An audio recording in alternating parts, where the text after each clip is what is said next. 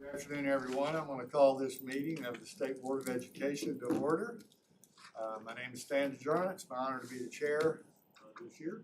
I will now entertain a motion to go into executive session for the purpose of discussing personnel, student discipline, and pending litigation. So moved. Second.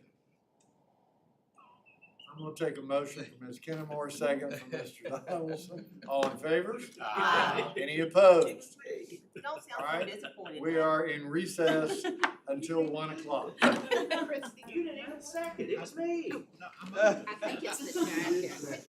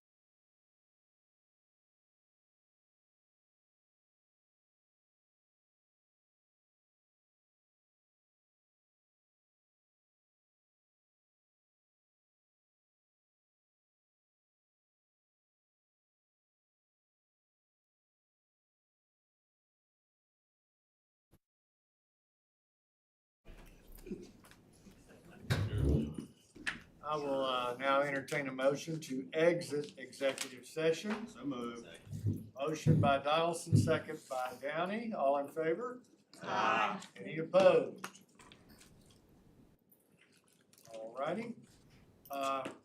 We'll now start our budget committee meeting, and we have Russ Brun with us, and Russ, and I'll turn it over. Our budget committee chair is indisposed at the moment. I think he's on a call.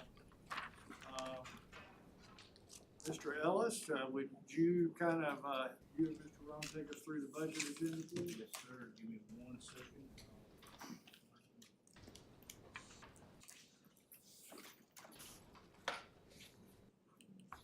All right. Ready? All right, item 1 is our amended fiscal year 2025 budget. The amended fiscal year 2025 Georgia Department of Education budget, as defined by AFY 2025 Appropriations Act, was signed by Governor Kemp on March 6, 2025. There were numerous formula changes in this budget, and then a few extra things such as some funds for adaptive sports, some funding needed to finish out the AP PSAT exams, and then a $50 million increase in our school security grants. Any questions? I have a question. Mr. Chair. Okay. On the budget, when you look at, the HR 67, it has under there, curriculum development special project and maternal and child health services block grant. Could you give us a little more information about that? What does that entail? So which? Do we have? It's on page. Say under curriculum? 17. You know what line item number that is? 1152, sorry, on page 37, 1152 total funds, the maternal and child health services block grant. Do you know what that entails? So is that a federal grant? I don't have I have the tracking sheet. Does somebody have the full budget? I can look at that. It's Under part of the federal grants, you said? Oh, under the federal grants for curriculum, maternal, Yeah, and line, on page 37, line 1154. let's see. Just kind of caught my eye. Oh, yeah.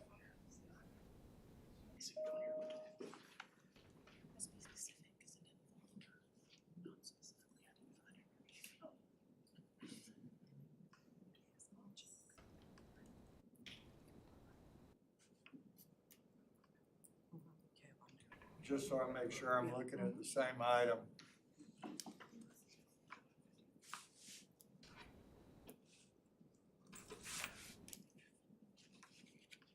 That's not our, that's our total budgets. That might be, Justin, is that yours? Does that apply CFDA 93. the whole school or something? I'm just wondering, because it I have says to scroll down to maternal. that program. That's the total budget for the state, that federal grant. So if we could find. Yeah, but that was just sectioned out, and I was just wondering. Here, child. Mhm. 12.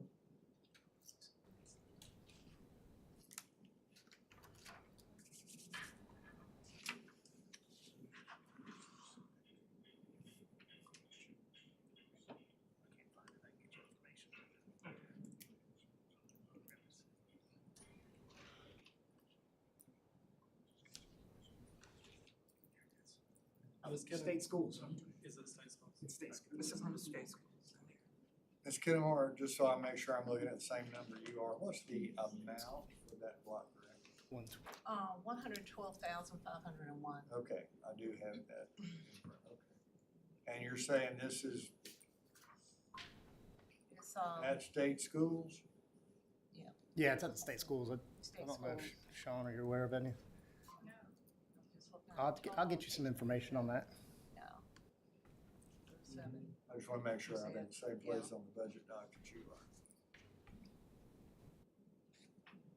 Do you happen to know what that is specifically for, maternal? We'll get you some Yeah, information. Okay. I'm making it right now. I appreciate it. Thank you. I just, Any other That's all I questions or just wanted. concerns? Yes, sir. Russ, what's the dollar value of the amendment to our budget from the previous appropriations? Just a round number, I don't expect the exact. Go to my last page. The total changes.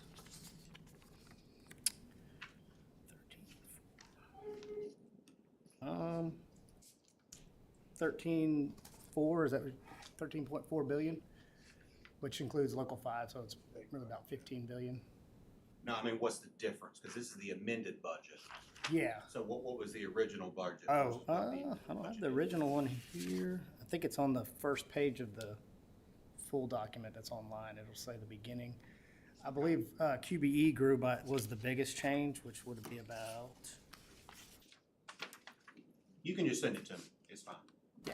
Okay. Yeah, just email it to me, thank you. Yes, There ma'am. was an adjustment, that QBE adjustment. In red, you can see that. It's about 2.7 million. Well, the QBE changes are gonna be the biggest to the budget, which you're gonna see 114 million, so there's probably about 150 million, and then the 50 million for security grants, so probably an increase of about 200 million from the. And that was my question, how much Yeah. money was added versus what we already had? Yeah, the only big item that we had added outside of QBE was the $50 million security grants. The Okay. PSA TAP was about 2.4 million, and then the adaptive sports was $300,000. Okay, thank you, Mr. Chairman. Yes, ma'am. Also, what is the student count that we have in the state now? Just wondering about that, you know? I can tell you the FTEs was about 13,000. Yeah, it's about 13,000.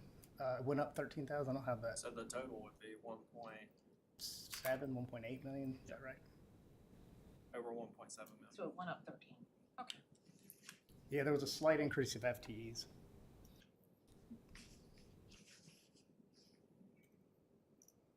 All right, we're gonna move this item to the consent agenda. All right. Item 2 is a contract renewal with Pingora Consulting. The purpose of this contract is to provide targeted independent monitoring and investigation services regarding compliance with Part B of the Individuals with Disability Act. The total contract amount is not to exceed $336,000. Questions or concerns? Yes, ma'am. In the recommendation, it talks about systemic complaints and systemic investigations. Well, what does that exactly mean? So if there's a complaint, we have complaints that come through our processing, so dispute resolution, that usually involves one student, but if a systemic complaint means that, they're alleging, the parent typically or someone else is alleging that there's a larger issue, maybe with multiple students or multiple classrooms. So in that case, we have to pull a significantly larger number of IEP files to investigate. So we don't have the capacity to be able to do that, so that's why we, contract with Pingora, which is a national group that works on those complaints for us. Okay. All right, thank you. Any other questions or concerns? All right, item 3 is a contract renewal for the FY26 Office of State Administrative Hearings. Due process hearings are designed to resolve differences between concerned parties in the identification, evaluation, placement, or provision of a free and appropriate public education for a student with a disability. The total contract amount is not to exceed $700,000. Yes, sir. There was a pretty large increase year over year, about 75% increase. Why? Yeah, I think we actually did an amendment last year, so it's 700,000. This is actually the same as last year, but I don't see Stacy, or can you answer? I think this is ours. This is yours too? Yeah, Okay. this is ours also. So for due process, those actually go to the Office of State Administrative Hearing Officers. So there's been a steady increase, not just in Georgia, but across the nation. I think in FY22, there were around 112 and 119. And then this year, I think last year was around 130, and then this year I think we're sitting at around 173. So as the number Volume. of process, it's volume. Okay. Thank you.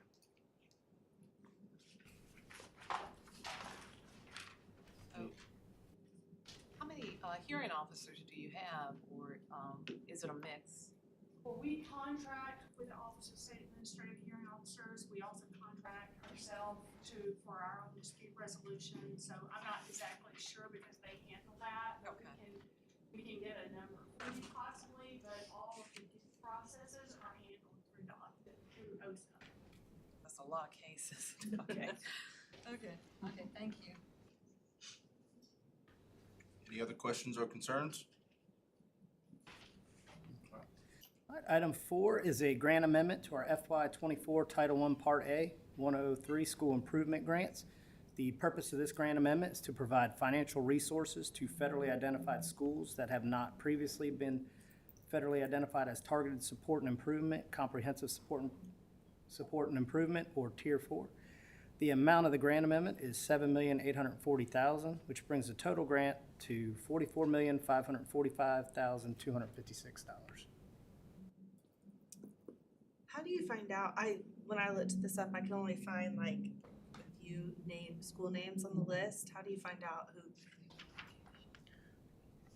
Oh, I didn't see that. Oh, never mind. Yes, I was looking at the summary, so.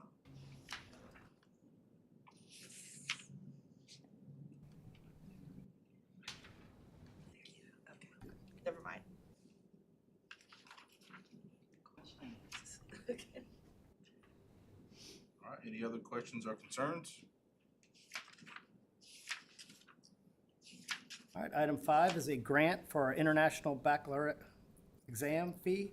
The IB Exam Fee Initiative grant is designed to provide districts with financial support to help cover exam costs for students who qualify for a free and reduced, and for students who take a STEM exam at high schools offering the IB program. The total grant amount is not to exceed $319,000. Questions or concerns? Yes, sir. I do. This is new, isn't it? Yeah, and this is a specific line item in the budget from the legislature.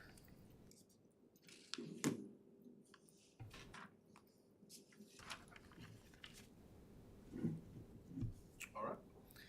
All right. Item 6 is a grant, school-based health center renovation grants. These grant funds, in alignment with the governor's school-based health center initiative and support, will enable the establishment of new school-based health centers by providing funds to renovate existing spaces or to purchase modular units that will be placed on school campus. This grant will support the work at 4 districts: DeKalb, Pickens, Ben Hill, and Bullitt County. The grant amount is not to exceed $1,540,000. Any questions or concerns? Mr. Ellis? Yes. I'd like to know, Mr. Hill, in DeKalb County, what are the schools or the locations for this, these school health centers? That information in the next few minutes. Okay, all right, thank you.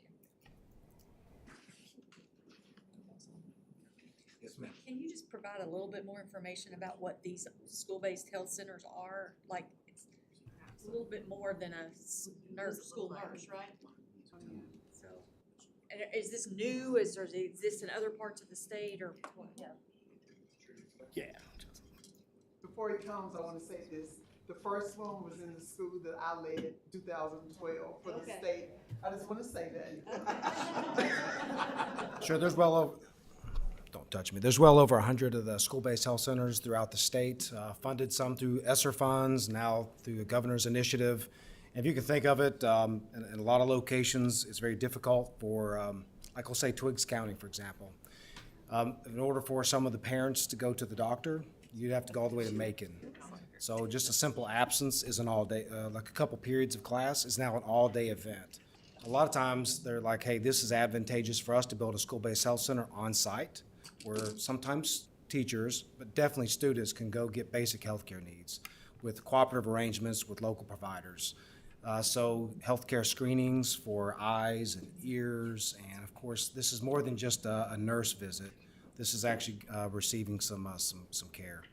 And it meets the needs of those schools. It doesn't always fit in every single school, but in some, when they do a needs assessment, it works really well. Is it preventive care, or if they wake up with a fever in the morning, they can come? It's more preventive care, right? Well, some of it is just, it's basic care. Okay. And there's a nurse practitioner that has oversight from a doctor. We have mental health in them too. And they're just Some. in all of my schools. I have one more question before you go. So you mentioned a needs assessment. Is that a community needs assessment that the community did, or school system? Where does that needs assessment begin, and how does it? Well, each district would do something different, but that would be like, do we think this is a good fit? For example, maybe a school absenteeism is a big concern, and they think one of the drivers behind that is lack of healthcare access. And so that a district may say, you know what, this meets our need. We have a whole child dashboard that kind of shows the nearest healthcare provider within certain miles, and a lot of times the school may say, it will take forever. For example, the Tooks County superintendent, where parents are coming to and saying, it takes us all day to go to the doctor. Or in some places, you could be in an urban center, and there could be doctors around, but maybe due to poverty factors, the only healthcare you can get is Saturday at a free clinic, and you're gonna get just basic overview service, whereas here you can get service that's gonna be just individualized. Sure. I have a quick question. So this will be the first year these funds have gone to these schools? For those schools, the funds entirely will expire in '26 at the end of the federal fiscal year. And the last districts, because the funding will run out, is Bibb, Henry, Pickens, and Wilkinson. So in the future, you'll see some of these for those districts down the road. And they'll just continue, I guess, to reapply for this grant to sustain them? Okay, so part of the planning grant is to figure out how they'll sustain it moving forward once the funds end. So that's where that $10,000 goes, and then once they identify those, this helps them start it up, and then they absorb the costs. Okay, thank you.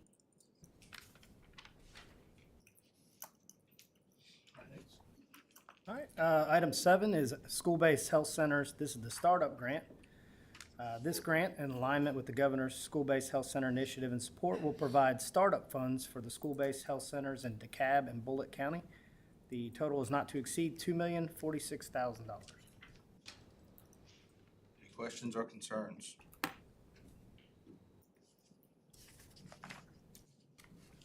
All right, Mr. Chair, I think we are good to go with items 1 through 8 being added to the consent agenda.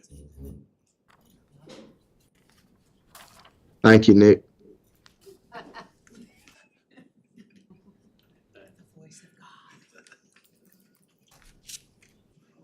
Any other questions for Mr. Rome?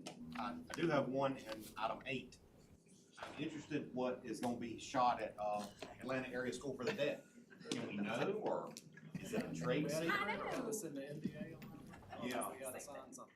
We gotta sign an NDA on that one, or what? Think Yeah, we so. have a show being filmed on the campus of the Atlanta Area School for the Deaf. The An HBO show. Yeah.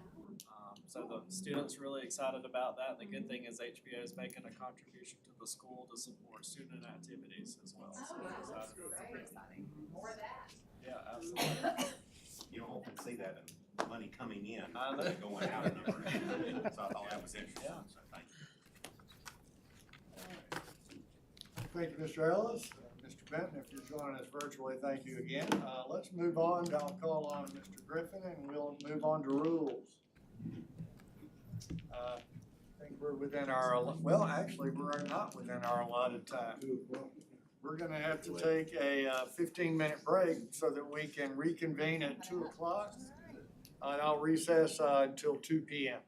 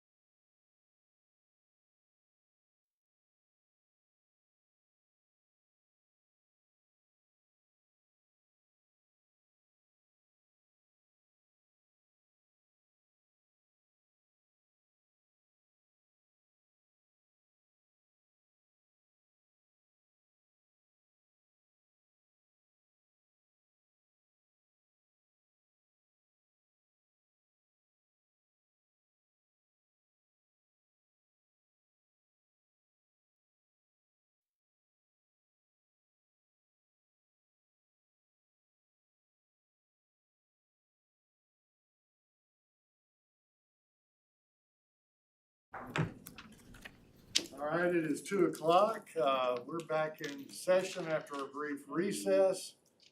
For those of you that are joining us virtually, we did finish our budget committee work a little bit early, so we had to take a little break so that we could stay on the schedule that we published. But it's 2:00 and it's now time for Rules Committee, and I'll turn it over to our chair, Mr. Frank Griffin. Thank you, Mr. Chairman. We have 8 items for the Rules Committee today, and we'll start with item number 1, the accrediting agencies rule. Ms. Taylor? Item number 1 is a request to adopt new State Board Rule 160-7-1-.02, accrediting agencies. This rule is being created to reinforce the accreditation requirements of Senate Bill 204 from the 2023 legislative session. The rule outlines information on accrediting requirements in Georgia, including the criteria for identification as a recognized accrediting agency, the legal evaluation criteria for accrediting agencies, the due process procedural requirements for recognized accrediting agencies, accreditation dispute resolution options, and the establishment of an accreditation committee by the State Board of Education. This rule was approved for posting at the February 2025 State Board meeting and has been posted for at least 30 days for public review and comment.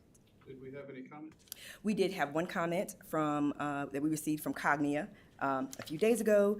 The comment essentially was asking for clarification on a few items, most of which would be clarified by the accreditation committee once established, and the other which we clarified with them relative to, I guess, the compliance measures outlined in the rule yesterday through discussion.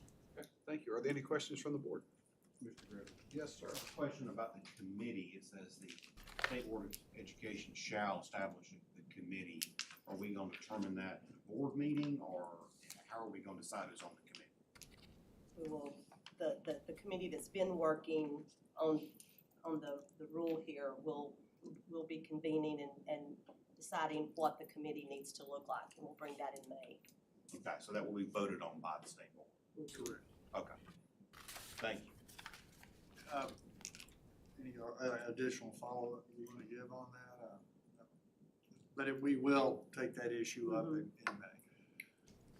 That'll be the resolution that we'll be working on, and I've talked to some of the committee members already, and we'll work on establishing what, who, how, what's the appropriate number of committee members and the right committee members on the team. And it does not, board rule doesn't say how many will be on, so that's correct, that's on purpose. It will be 5 to 7. 5 to 7, okay, thank you. Any other questions or comments from the board? Just a comment, I Yes. want to thank those of you, Ms. Petty kind of convened a little task force to work on this rule in coordination with the department staff.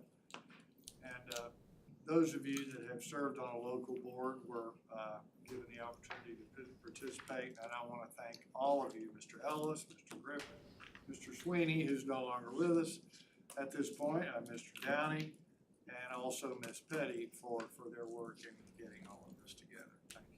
Thank you, Mr. Chairman. Any other comments? Hearing no objection, we'll move this to the, well, this has to be voted on separately, doesn't it? Yes, for separate vote. All right, item number 2. Item number 2 is a request to adopt the standards for the distribution and logistics pathway. The current standards for this pathway were last revised in 2013. The courses proposed for revision include logistics and supply chain fundamentals, materials and supply chain management, and logistics and supply chain operations. The Standards Committee, comprised of business and industry representatives and secondary and post-secondary professionals, met to review and revise the standards. Changes and additions to the standards include clarification of standards elements, increases in depth of knowledge levels, and an introduction to artificial intelligence concepts and application related to the industry sector. The standards were approved for posting at the February 2025 State Board meeting and have been posted for at least 30 days. Did we receive any comments? Yes, we received 8. And they were all positive. The only thing is that I think they got into the weeds wanting to tell us activities to do as opposed to here's the standard of whatever it is, they were wanting to say, well, you need to do lift truck or all these different things, which we do have those simulators. And since they are under 18, they do not drive forklifts because that's against the rules. So, I think they were just the public thinking that let's look at activities versus the overarching standard. But predominantly, they were all positive. Thank you. Any comments from the board? I have one. It's the first time I've seen some of these course standards, and I'll have to say that course standard number 1, when you go through interacting with your boss and all of those, it would be nice if that was every child's course to take, life skills, exactly. So thank you for that. That's awesome. We have that standard in every course, Every it's a career tech course. Yes, I saw it was in CTAE, but outside of that, I was thinking it would be a nice add, so I appreciate that. That was very well done. Thank you, Ms. Garrett. Any other comment? Keep me right, as a standard adoption. Consent. That can be put on consent without any objection from the group. All right, item number 3. Item number 3 is a request to adopt the Energy Systems Pathway course revisions. The standards for this pathway were last revised in 2017. The courses proposed for revision include Foundations of Energy Technologies, Energy and Power Technology, and Appropriate and Alternative Energy Technologies. The Standards Committee, comprised of business and industry experts and secondary, post-secondary professionals, met to review and revise these course standards. Changes and additions to the standards include increases in depth of knowledge levels, an introduction to artificial intelligence concepts and applications related to the industry sector, the inclusion of more math and science concepts, and incorporating a focus on entrepreneurship. The standards were approved for posting at the February 2025 State Board meeting and have been posted for public review and comment for at least 30 days. Were there any comments on this one from the public? We had 2, and they were all for it, or one was for it and one was against it. So it's kind of hard to distinguish it, but when looking at their responses, one person said it felt like the energy and power technology course spent too much time on electricity and power. Well, that's the course. And so, Thank you. then they said they should develop more general content related to the energy industry, fossil fuel, renewable, nuclear, blah, blah, blah, blah, blah, which it does, but it's in a later course.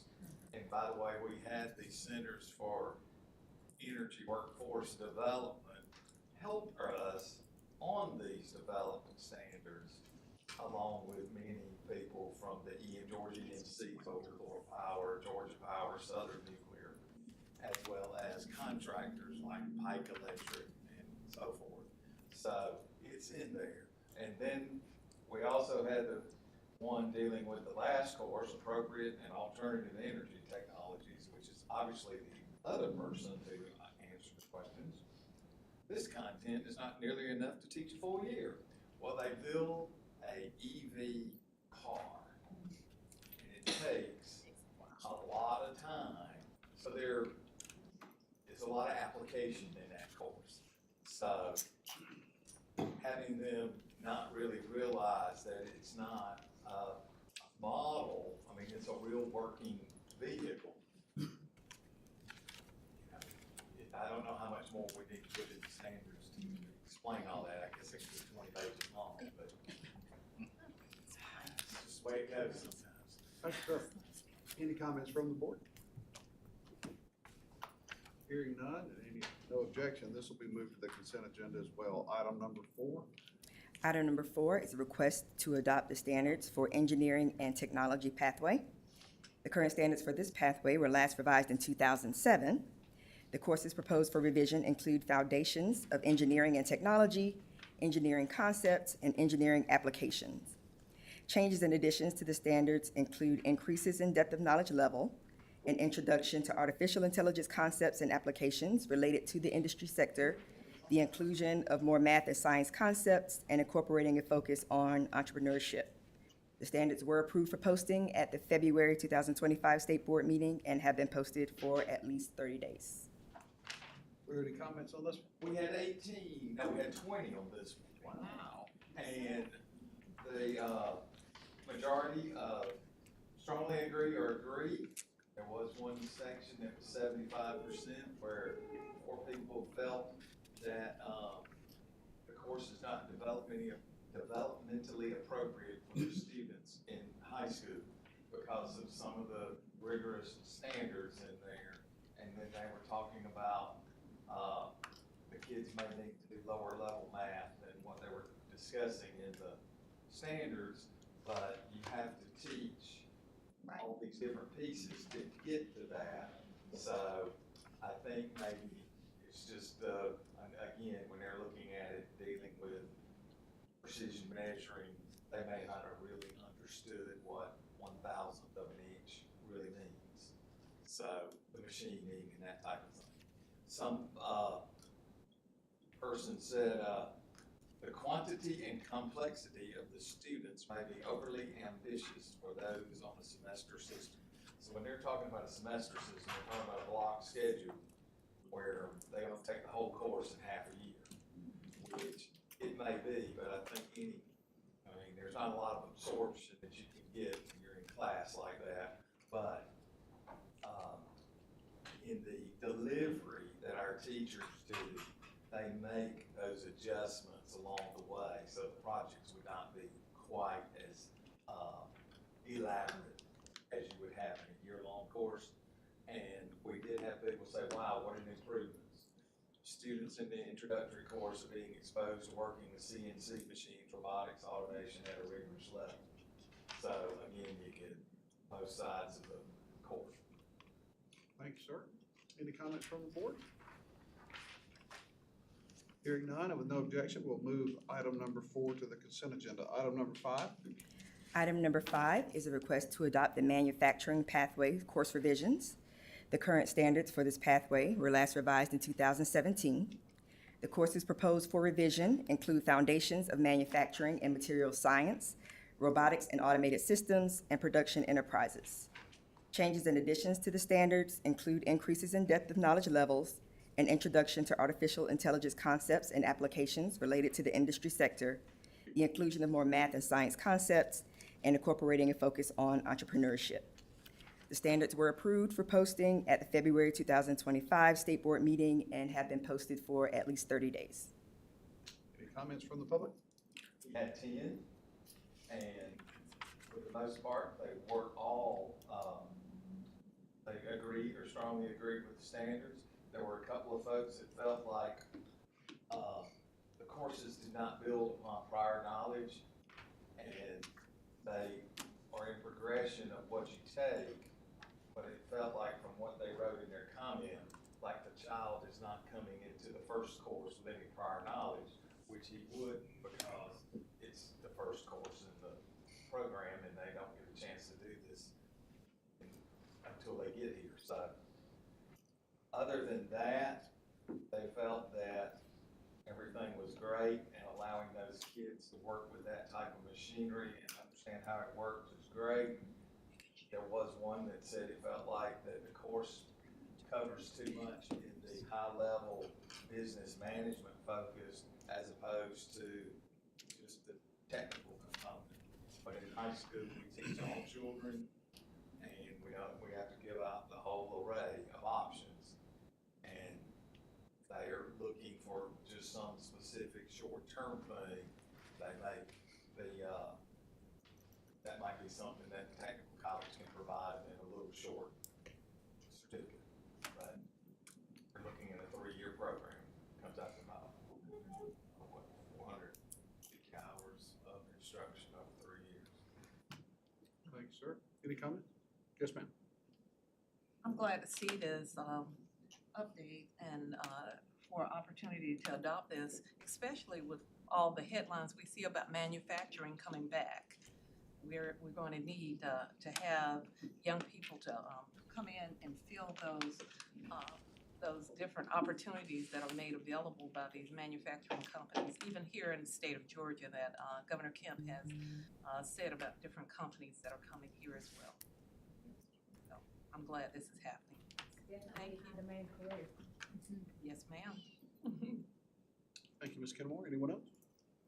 I'm thankful that people are speaking out because this is I was on the board for 4 or 5 months before anybody ever had a public comment, and to have this much public comment, I think is good. I think it's healthy to see, so. I love too that it's on these pathways, Yeah. because I think a lot of parents as well as students are understanding that they need some more training in whatever field they might wanna go in, and also opening their eyes to certain areas that they might not have thought of. You know, cause the world's a different place as far as employment goes, and there's different skills that are needed, so I'm excited about all of this. Good conversation. Anyone else? Hearing none, no objection, we'll just add this to the consent agenda as well. Item number 6 is the State Board Rule on Student Advisement. Item number 6, this is a request to initiate an amendment to Rule 160-4-8-.09, Student Advisement for public review and comment. House Bill 87 from the 2023 legislative session established the creation of completion special schools, which are public schools that provide education programs and services to students in grades 9 through 12, including non-traditional education, dropout prevention and academic intervention, high school credit recovery, and opportunities for flexible scheduling for students. Completion special schools have specific eligibility requirements for students to enroll directly in the school and offer program options where students remain in their resident school system and receive programs and services from the completion special school pursuant to a collaborative operating agreement between the resident school system and the completion special school. State Board Rule 160-4-8-.09, Student Advisement, is being amended to require local education agencies to provide information about completion special schools to their high school students as part of the student advisement and guidance procedures.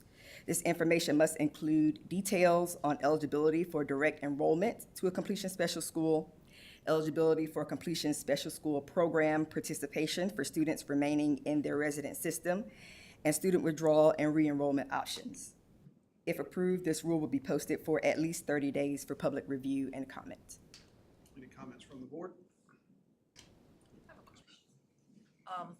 I asked, probably later in the year 2024, beginning of this year, Dr. Curtis Jones, he's worked a lot with the completion. He's coming in May.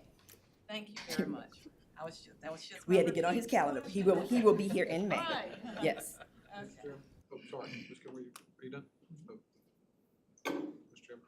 Well, I just want the rest of the board to understand that we're be mindful that right now we have 3 completion special schools with a 4th Yes.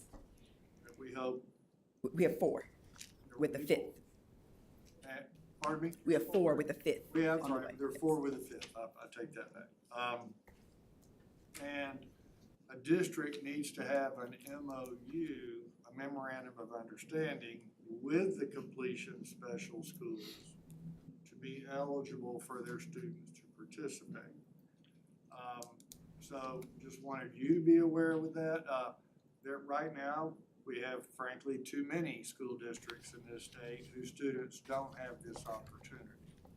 And the veteran board members are well aware that we've been talking about this for a while, increasing the number of completion special schools so that students who maybe that's a best fit for them for a variety of reasons will have that option, and if so, then it will be included in the student advisement conversation that they're having at high school. But this is an attempt to get an effort to get this in there. There's broad support for it across the street.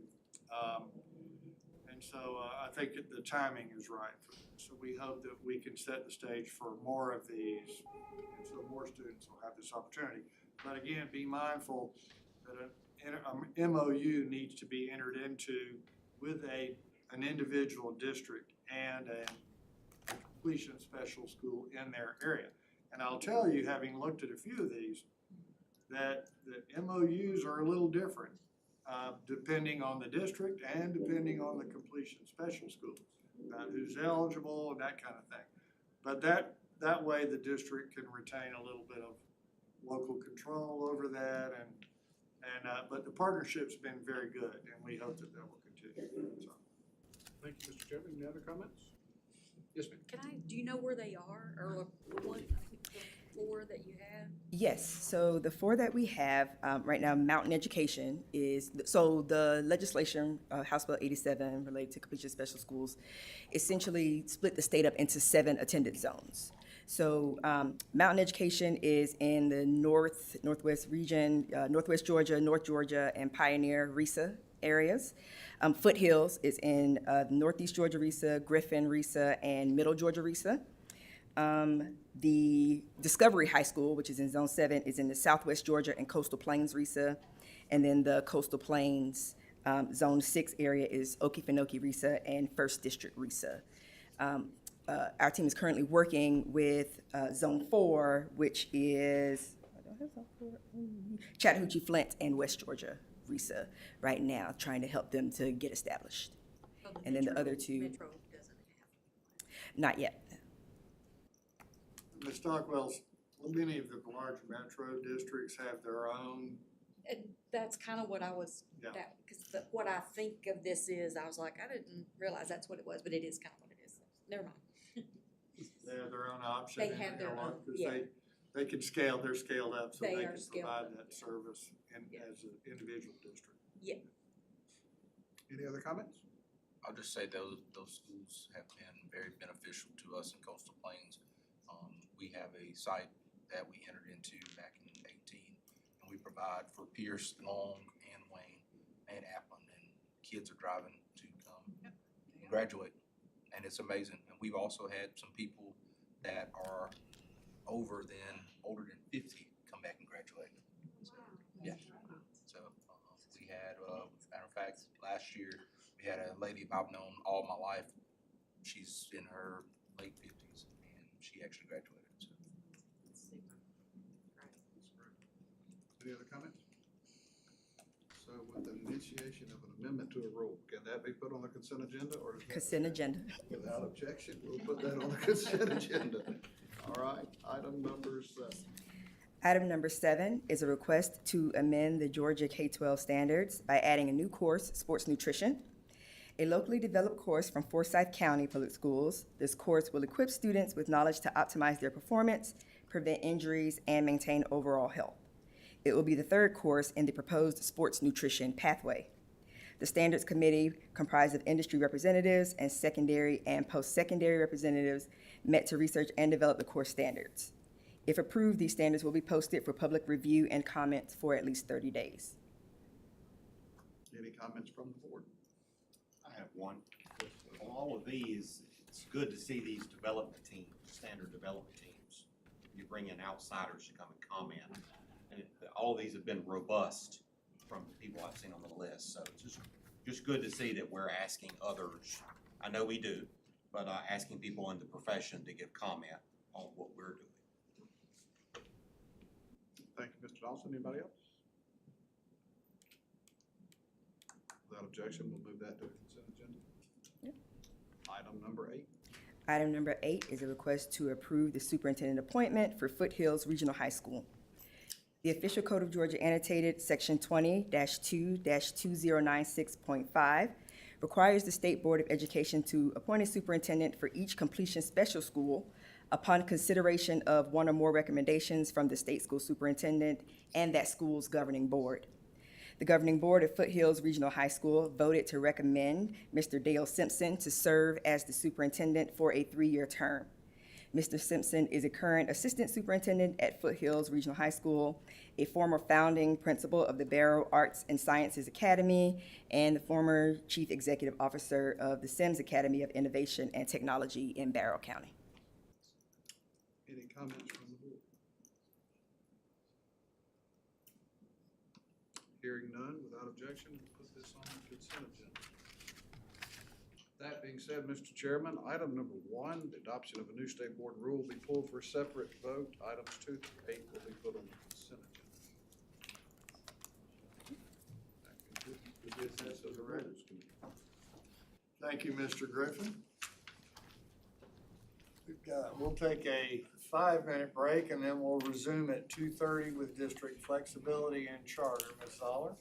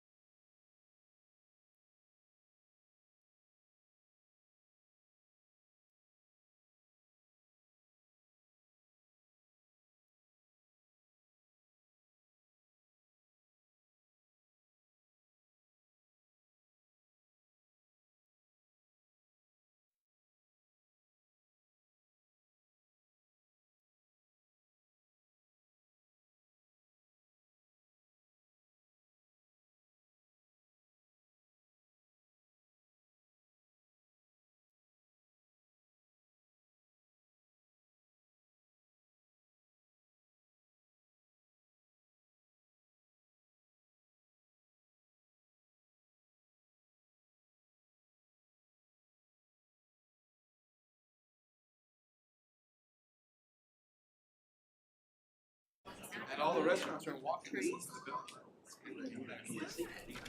All right, board members, if you'll return to your seats. Thank you.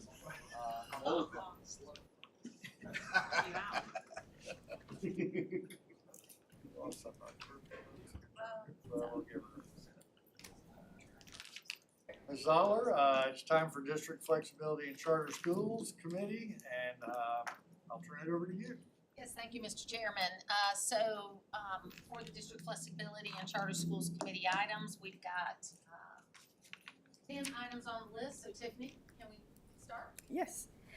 Item number 1 is a request to amend the charter system contract for Barrow County Schools. Barrow County is seeking to amend the dates of its charter system contract due to the extenuating circumstances of the events from September 2024 at Appalachia High School, and in order to revise its district strategic plan scheduled now during the 2025-26 school year. The Barrow County Schools Board of Education approved the amendment request on February 4th, 2025. The district's current contract ends on June 30th, 2026, but if approved, the amended contract would expire on June 30th, 2027. Any comments? We'll move that to the consent agenda. Item number 2 is a request to amend the strategic waiver school system contract for Bleckley County Schools. In response to weather-related emergencies that impacted school systems across the state, Bleckley County Schools identified the need to amend its strategic waiver contract to add a waiver of the Official Code of Georgia annotated Section 20-2-168C. This section establishes the definition of a school year as no less than 180 days and allows districts up to 4 days that are not required to be made up if the days missed are related to natural disasters. Bleckley County Schools is seeking this flexibility to make decisions about the length of this school year and the number of required makeup days at their local level. Any comments? I have a question. Yes. Dr. Taylor, how many missed days have they had due to weather-related emergencies? So I don't have the total number of missed days. They were actually within the window with all the weather-related emergencies up until the recent snow days. So they made it through the hurricanes and they made it through all the emergency, and then the snow days hit recently, and then they needed to hit the button on the waiver request. Okay. So it's not more than maybe 5 days or so? It's probably 5 or 6, but I can confirm for you the exact number. Okay, thank you. It has been a struggle in the middle of South Georgia this year. I know, Getting one people after to another. get to school, so I feel for them. Any other comments? I want to make sure we don't have anybody online that wanted to speak on either one of these. Not for the Not for amendments, no. Bleckley. Yeah. So we'll move that to the consent agenda. Item 3. Item number 3, Chattahoochee County Schools is seeking a renewal of its charter system contract. The Chattahoochee County Board of Education approved the charter system's renewal petition on December 3rd, 2024. Chattahoochee County Schools utilizes its flexibility to implement STEAM initiatives designed to address 21st century workforce needs and to support the continued development of the Chattahoochee Valley College and Career Academy to provide career readiness programs and opportunities through partnerships with Columbus Technical College, Columbus State University, Georgia Military College, and the business community. On March 17, 2025, the Charter Advisory Committee unanimously voted to recommend Chattahoochee County Schools for renewal for a 5-year term. If approved, Chattahoochee County's new contract would begin on July 1st, 2025, and expire on June 30th, 2030. And we have, I believe, online for Chattahoochee County Schools, Dr. Christy Brooks, the superintendent, and Dr. Allison Rodriguez, chief academic officer. Thank you. Welcome. Good afternoon, State Board. We're glad to be present. How are you? Good. Good. We appreciate the time to come before you and just share how much having the opportunity to work as a charter system has provided us the flexibility we needed. It allowed us 5 years ago to retrain and focus the way that we operate so that we can approach everything with a yes mindset. We've been able to demonstrate greater efficiency, how to do more with less, and how to prepare our students for a brighter future. If you notice, we've had significant academic gains in literacy and math, along with more students graduating with national certifications and real job experiences. And this proves that our rural school system is becoming a school of choice for not only our area, but the greater Columbus and Chattahoochee Valley region of the state. And so I have Dr. Rodriguez here so that she can talk to you about our goals for the future if you approve this for the next 5 years. So for our goals for the upcoming years, we want to focus on continued growth of current initiatives that we have implemented. Some of them are not fully implemented, so we are working towards that, and to enhance the ones that we've already implemented. So for the enhanced student engagement through STEAM, we are working on getting all of our students 21st century skill ready for the workforce. And we have 2 STEAM classrooms in our school district, fully staffed with a teacher that has been very successful. And those are at the elementary, and then the other one's at a middle high school level. What we've done this year is we've worked on increasing the exposure to competitions, taking them out, for activities. We have a student that's going to state for the Georgia Science Engineering Fair. And so we are so proud of their accomplishments, but we want to continue growth in that. And so we're going to move some of that to the high school level, like our STEAM nights. Our STEAM nights have been at the elementary and middle level. We want to do those at the high school level in our partnership through Georgia Tech. We have a great partnership that Georgia Tech has set up with our computer science pathway. They have an instructor that will Zoom in with our students twice a week to do lessons, and they've provided us all the free resources, and we really appreciate that partnership. So we want to use them with our STEAM nights that we're going to implement next year, and our STEAM summer camps that we have done the past couple of years. We also have Sumter EMC, our power company, and Georgia Forestry, and local colleges that we use, and we want to continue adding more of those partnerships, including business partnerships. And all of that is going to also lead to the next goal of strengthening our college and career programs with our pathways. We want to make sure all of those are K through 12.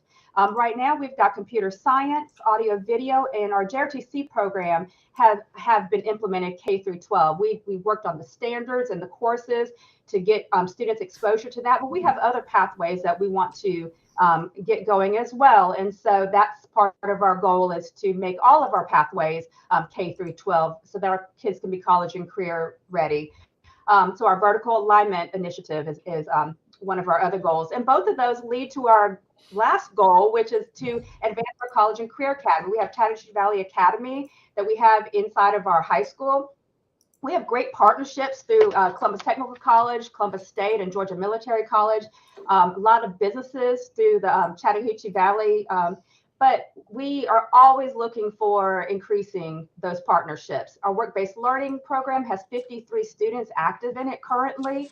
And so we're not going to stop there. We're going to keep going. And so we just want to grow, have our students be successful, and have all of the opportunities available to them.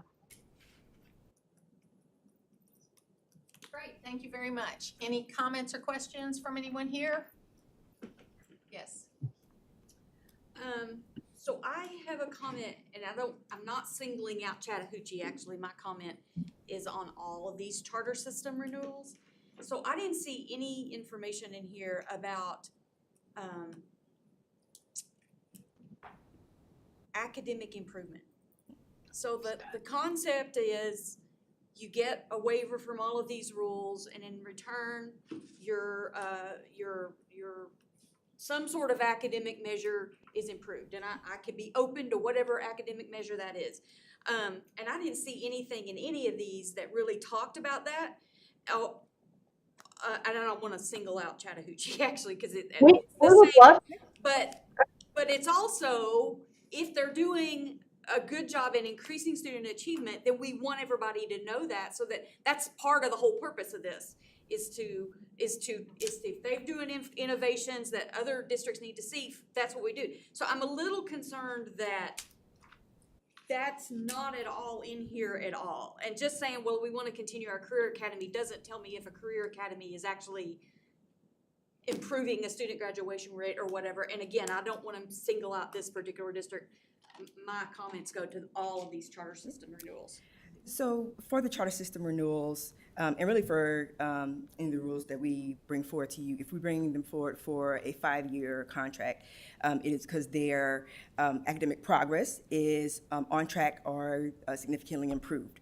Particularly these systems, the 4 that we are bringing to you today, each of them started their contracts in 2020 at the start of the pandemic. A lot of their efforts have been relative to pandemic recovery, but each of these 4 systems are either at where they were in terms of performance in 2019, having considered the pandemic, or performing better or close to it, or performing better than they were before the pandemic.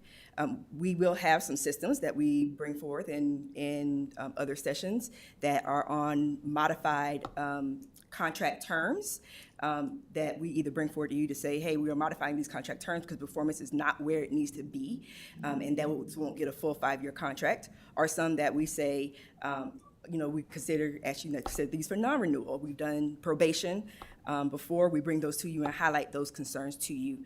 But if we bring it to you for a 5-year contract, then that is because their achievement is on track. Well, I would certainly recommend that you put that in the petition, that they do that, a very direct example of, these are the waivers that we have, and this is what it's led to. Because not only is that kind of the whole point of these charter systems, but the point is also to replicate a good idea. But a good idea has to show that it's working somehow or another. And again, I'm not just all about test scores. I mean, I'm open to other things, other academic measures, but it does have to be an academic measure. And just because we've established an academy. Sometimes the difficulty there is isolating a waiver to an improvement. So obviously, various districts have a different compilation of waivers that they pull together for a variety of reasons. I actually flipped through the whole list of waivers. I don't even care. I don't care what they're waiving, as long as whatever they're done at the end of the day has shown some type of academic improvement. But I think one of the other things that we have to consider, and I know they don't bring certain ones to us without having met those goals, is that many times these charter schools offer opportunities for students that they wouldn't normally get in their regular school. So they may do worse if they stay in the old school system that they're in. And so I think that, I think we've got to consider the whole package related to that, because if they're, from what you're saying and what I reviewed, was that they had achieved the goals that they were trying to achieve, and that's why they're being recommended for the 5-year. So, but I think that's a very good question. But I think sometimes what you're trying to do is make sure kids stay in school. You're making sure they have opportunities to be in school. And you should have a measure of that our dropout rate or what our graduation completion rate has increased. And I'm not even big on big increases, but I just think given all of these waivers for somebody to maintain a status quo is not, I don't get it. I don't understand that. I think Dr. Brooks has a comment she'd like to make. Yes. That I think that's relevant to your question, so let's give her the opportunity to do And I really, truly, I'm sorry that you guys have to be first in the alphabet. No, we appreciate the opportunity, and I absolutely appreciate that question, because it is absolutely true. If you are going to approve charter systems and approve the flexibility and innovation that goes with it, there should be that higher accountability and standards. And previously, in 2017 and 2018, our middle school was in the state improvement list. Our middle school, since that time, has earned the Governor's Office of Student Achievement Bronze Award for highest academic gains. This past year on Georgia Milestones, our 3rd, 5th, and 8th graders all exceeded the state average in literacy. And our Lexile averages in 5th grade and 8th grade were 80% or more students were on or above grade level reading. And we can attribute every bit of that to the innovation and flexibility we've had to do cross grade level academics. We've been able to do flexible learning so that mixed grade levels could come together and have very distinct instruction on areas that were lagging and areas that needed acceleration. That's one particular innovation that allowed us to make those significant gains. And our graduation rate for the last 6 years has been over 90%, again, well exceeding the state average. So I do appreciate what you have shared, and believe that the interview team that from the DOE that set our interview, those were some of the questions that they asked. I know that the questions on the format that we submit does not ask that, but our interview team directly asked us those specific questions.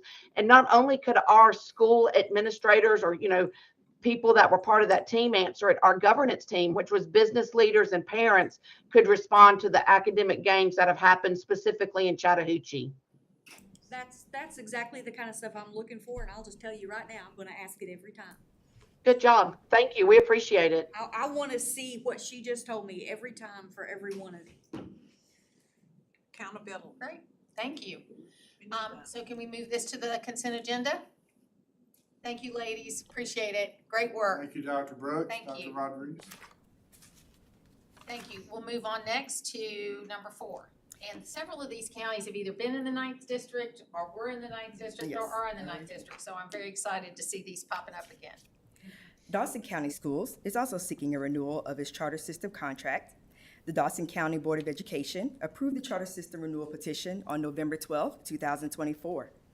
Dawson County Schools utilizes its flexibility to expand extended learning options, to realign the grade span for grades 6 through 9 to optimize learning environments, and to enhance the district's college and career academy by strengthening post-secondary and business partnerships to provide students with more workforce development opportunities.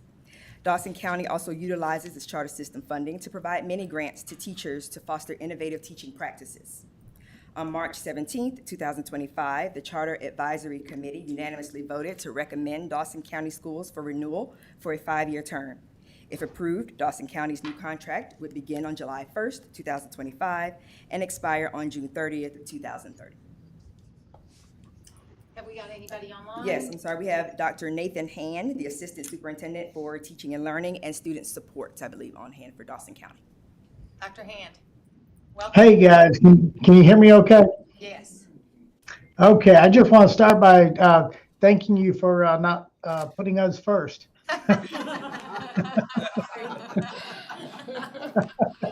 Now, we really do appreciate the time that the committee has given us.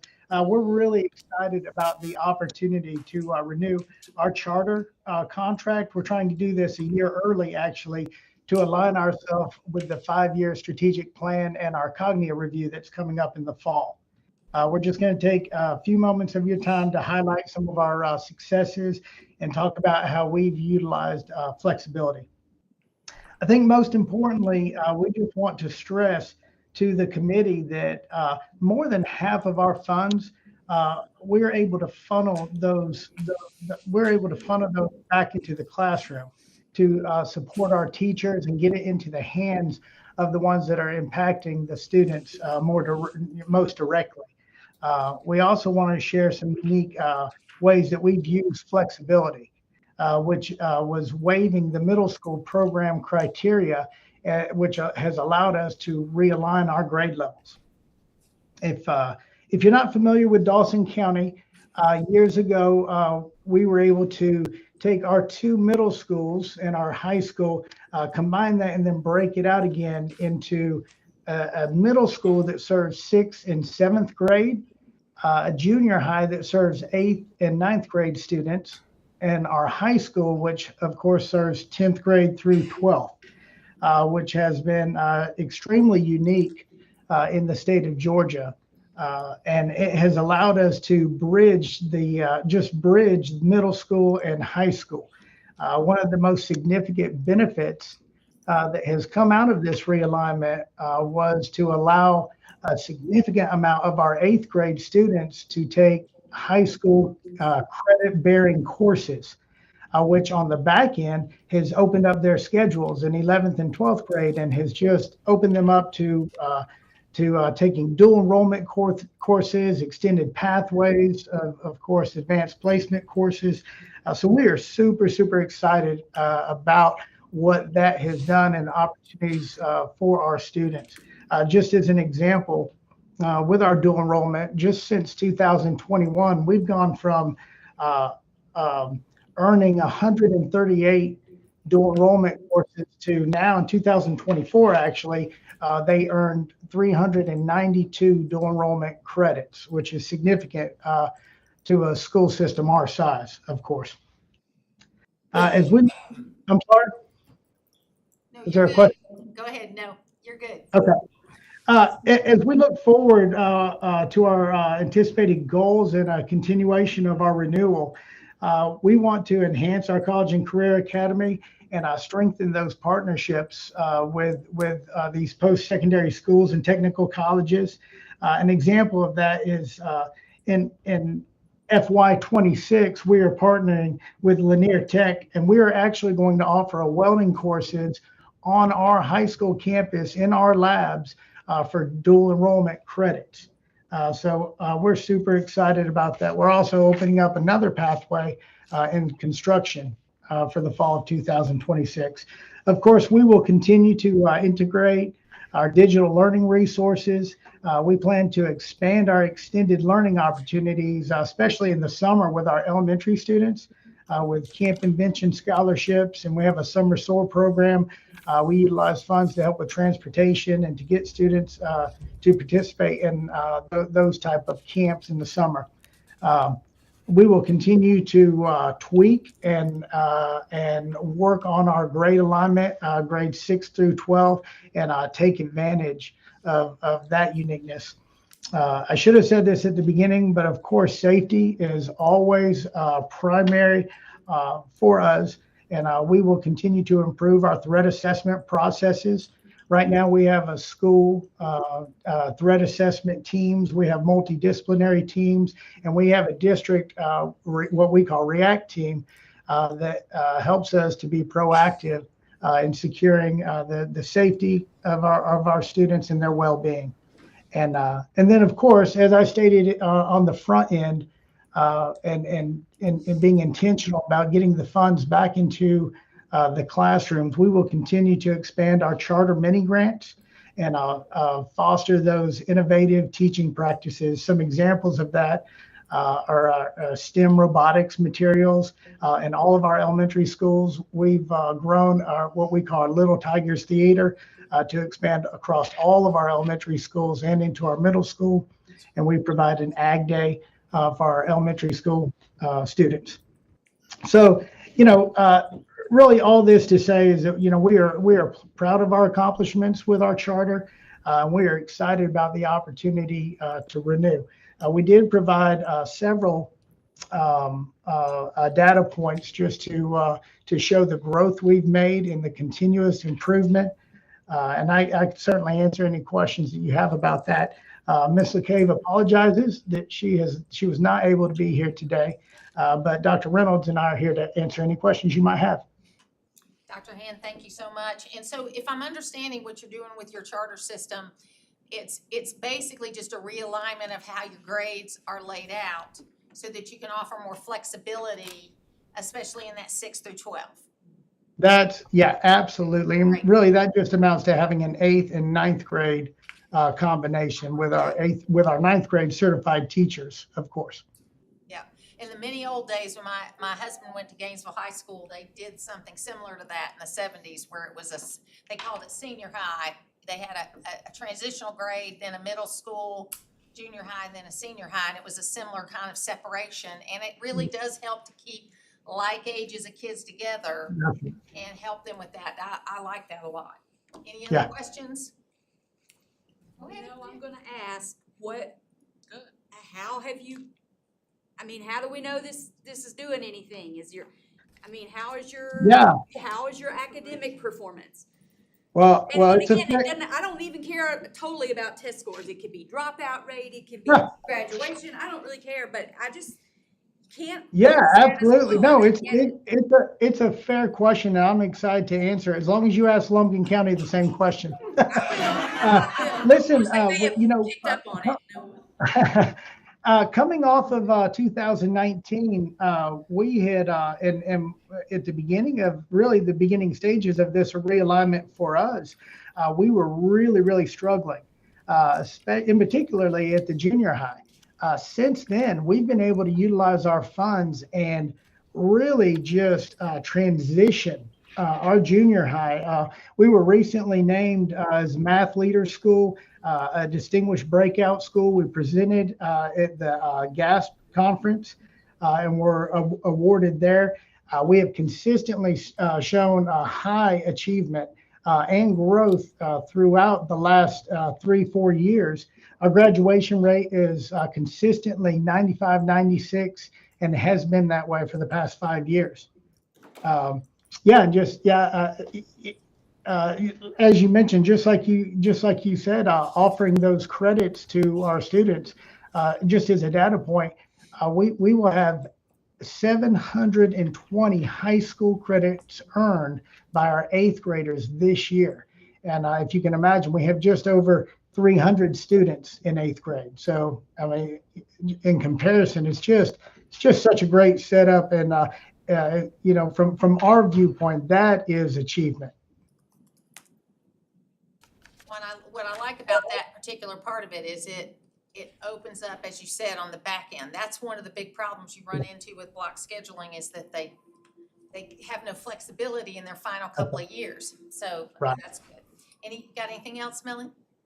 Good, thank you very much. Okay, so we want to move, any other questions for Dr. Hand? Thank you very much for your time today. Appreciate it. Thanks, guys. Thank you. So we will move number 4 to the consent agenda. Great discussion, folks. Thank you so much. Let's go next to Lumpkin County Schools, right next door to me, for the charter school renewal. Hey there, Lumpkin County. Well, let's do the reading first, Yes. then we'll talk to them. Lumpkin County's Board of Education approved their charter system renewal petition on October 14th, 2024. Lumpkin County Schools utilizes its flexibility to implement project-based learning to engage students in hands-on collaborative projects, to promote experiential learning to provide students practical real-world applications, and to enhance career exploration and preparation to help students identify and pursue their career interests. The system's College and Career Academy is also partnering with Lanier Technical College and the business community in Dahlonega, Lumpkin County to provide career readiness programs and opportunities. On March 17th, 2025, the Charter Advisory Committee unanimously voted to recommend Lumpkin County Schools for renewal for a 5-year term. And if approved, the new contract would begin July 1st, 2025 and expire on June 30th, 2030. We have online for Lumpkin County Schools Ms. Sharon Head, Superintendent, and Mr. Jason Limley, Director of Secondary Curriculum, Student Services, and Community Engagement. Good afternoon. Thank you for allowing us a chance to talk to you about Lumpkin County Schools and about life as a charter system. So I will start with just highlighting some successes that we have had as a charter system, and I will start out with some data. I know that's been a question today, so we're very proud of the fact that as a charter system over the last 10 years, our state test scores have remained at the top of our Pioneer RESA district, and our graduation rate was the second highest in the state of Georgia in 2023 at 99.54%, and remained at the top of the state in 2024 at 98.31%. So we're very proud of that, and we know that that's a direct result of the work that our teachers are doing as a charter system and as the flexibility and that we have had in our system. Some other successes that we've had, Lumpkin County was named the Charter System of the Year in 2023 by the Charter System Foundation. Educators from Lumpkin County School System continue to present at regional, state, and national conferences to share innovative ideas with educational leaders. Through partnerships, Lumpkin County is working to lead the way in creating meaningful life experiences for students which connect and benefit numerous aspects of the community. Our local school governance teams enable parents, school, staff, and community leaders to work together to improve student achievement, as involvement from all stakeholders is a critical component for the success of our entire team. And as a charter system, we work to engage parents, families, and other community members as we partner with local businesses and organizations throughout the year during specialized events to help connect academic learning to real-world events beyond the traditional classroom. More than 65% of our graduating seniors participate in work-based learning. They're placed in apprenticeships and internship programs that ensure that our students are given the opportunity to develop the skills necessary to pursue their interests and support the local growing industry. Also, we use system flexibility to guarantee that we are reaching our mission and vision for our students.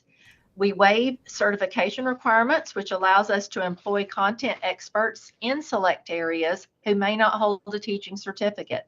The knowledge brought to our students through this expertise allows for greater success in learning. Flexibility with our calendar allows for students to continue learning through an online platform during weather events that could jeopardize the safety of our students and staff. And seat time has been waived, allowing for innovative credit recovery, virtual learning, and our alternative school setting to be more productive and successful. I'll turn it over to Mr. Jameson Limley at this time. With all the successes of Lumpkin County Schools being a charter system for the past 11 years that Mrs. Hedges highlighted, we remain steadfast in providing a first-class education to our students and to our families. Over the next 5 years, we are committed to a renewed focus of our charter system goals, initiatives, and priorities. And those goals include enhancing student achievement by implementing innovative instructional strategies such as project-based and experiential learning to improve our academic outcomes. We'll strengthen our students' career exploration and preparation by establishing additional partnerships with business, industries, and higher education institutions to provide our students with real-world experiences, including job shadowing and additional internships. We will maximize school-level governance by empowering our school governance teams comprised of parents, community members, teachers, and principals to make decisions that are in the best interest of their students. And we will allocate system charter funds for innovative projects and priorities. At this time, Ms. Head and I will entertain any questions that you have of us. Great. Any questions? Okay. So you did tell a little bit about sort of what your performance has been as a result of this. So you mentioned that one of your goals is enhanced academic performance. What are you talking about? Like, what are you looking at? We're looking at our milestone scores for grades 3 through 12. We're also looking at our graduation rate and comparing us to the other school districts in our Pioneer RESA district. So those are the data puts that we look at. As far as some of the innovative projects or innovative features that we mentioned and that we also look at our dual enrollment numbers. So looking at the number of dual enrollment courses that our students are taking and the number of credits that they're earning, so being successful in those dual enrollment courses as well as things like advanced placement, SAT, ACT scores. So how do you think your charter, because it's a lot more focused on the high school end, like how's that going to help your milestones at the lower level? Well, project-based learning. So even though a lot of the things in our charter is focused on the high school end with our college and career academy, we also focus on experiential learning and project-based learning in our lower grade levels. And so it's through that project-based learning that our schools are experiencing those higher academic outcomes. Great. Any other questions? Superintendent Head, since they called you out, do you want us to get Dawson County back on the line and you can ask them to come? Please. They are good friends, but we are great rivals always. It's good to have competition. Thank you so much. Thank you, Dr. Head. Okay, so let's move on. Let's move that to the consent agenda. Then we move on to charter system renewal, Union County Schools. We'll read the item, and then we've got in-person people here. Yes. All right, you saved the best for last. I'll pay attention, You gotta let me do my part first. I gotta do my part first. Then you go. I know you're excited. That's right. All the way from Blairsville. I'll cut my part short then. The Union County Board of Education approved the charter system renewal petition on September 17, 2024. On March 17, 2025, the Charter Advisory Committee unanimously voted to recommend Union County Schools for a 5-year term. If approved, the contract would begin July 1st, 2025 and expire on June 30th, 2030. And I will let Union County tell you everything else that they want you to know. Well, thank you. My name's John Hill. I'm the superintendent in Union County.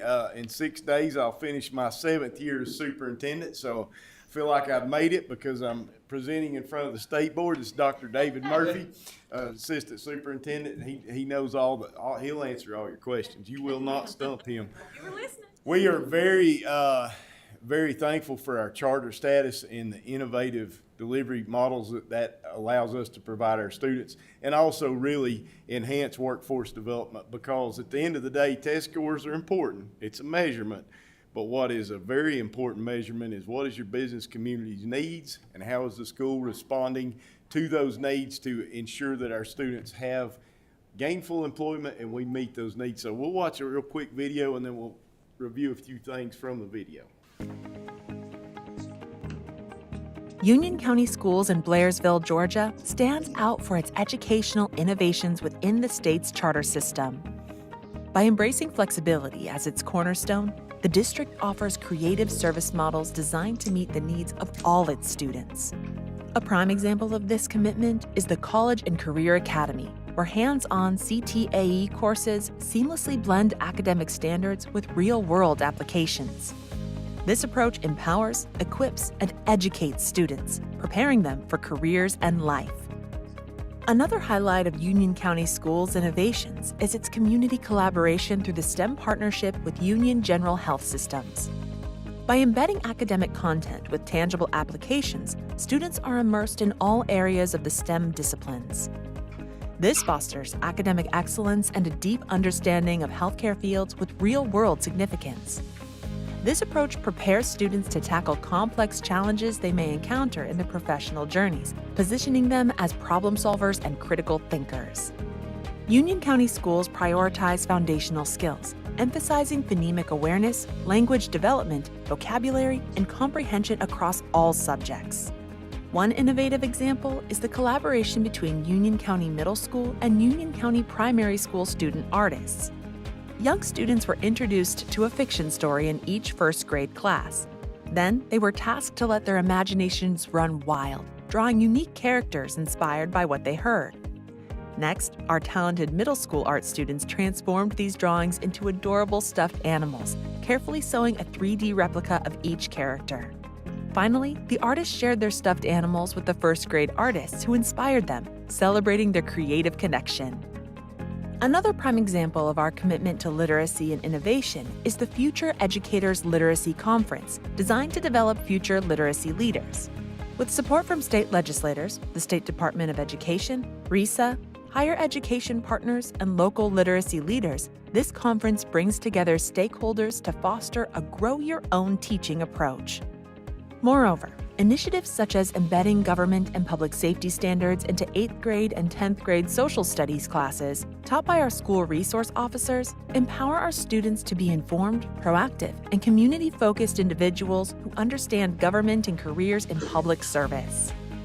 Union County Schools is a shining example of how a charter system uses adaptability and creativity to foster student achievement. Through its unwavering dedication to flexibility, Union County Schools truly creates success for all.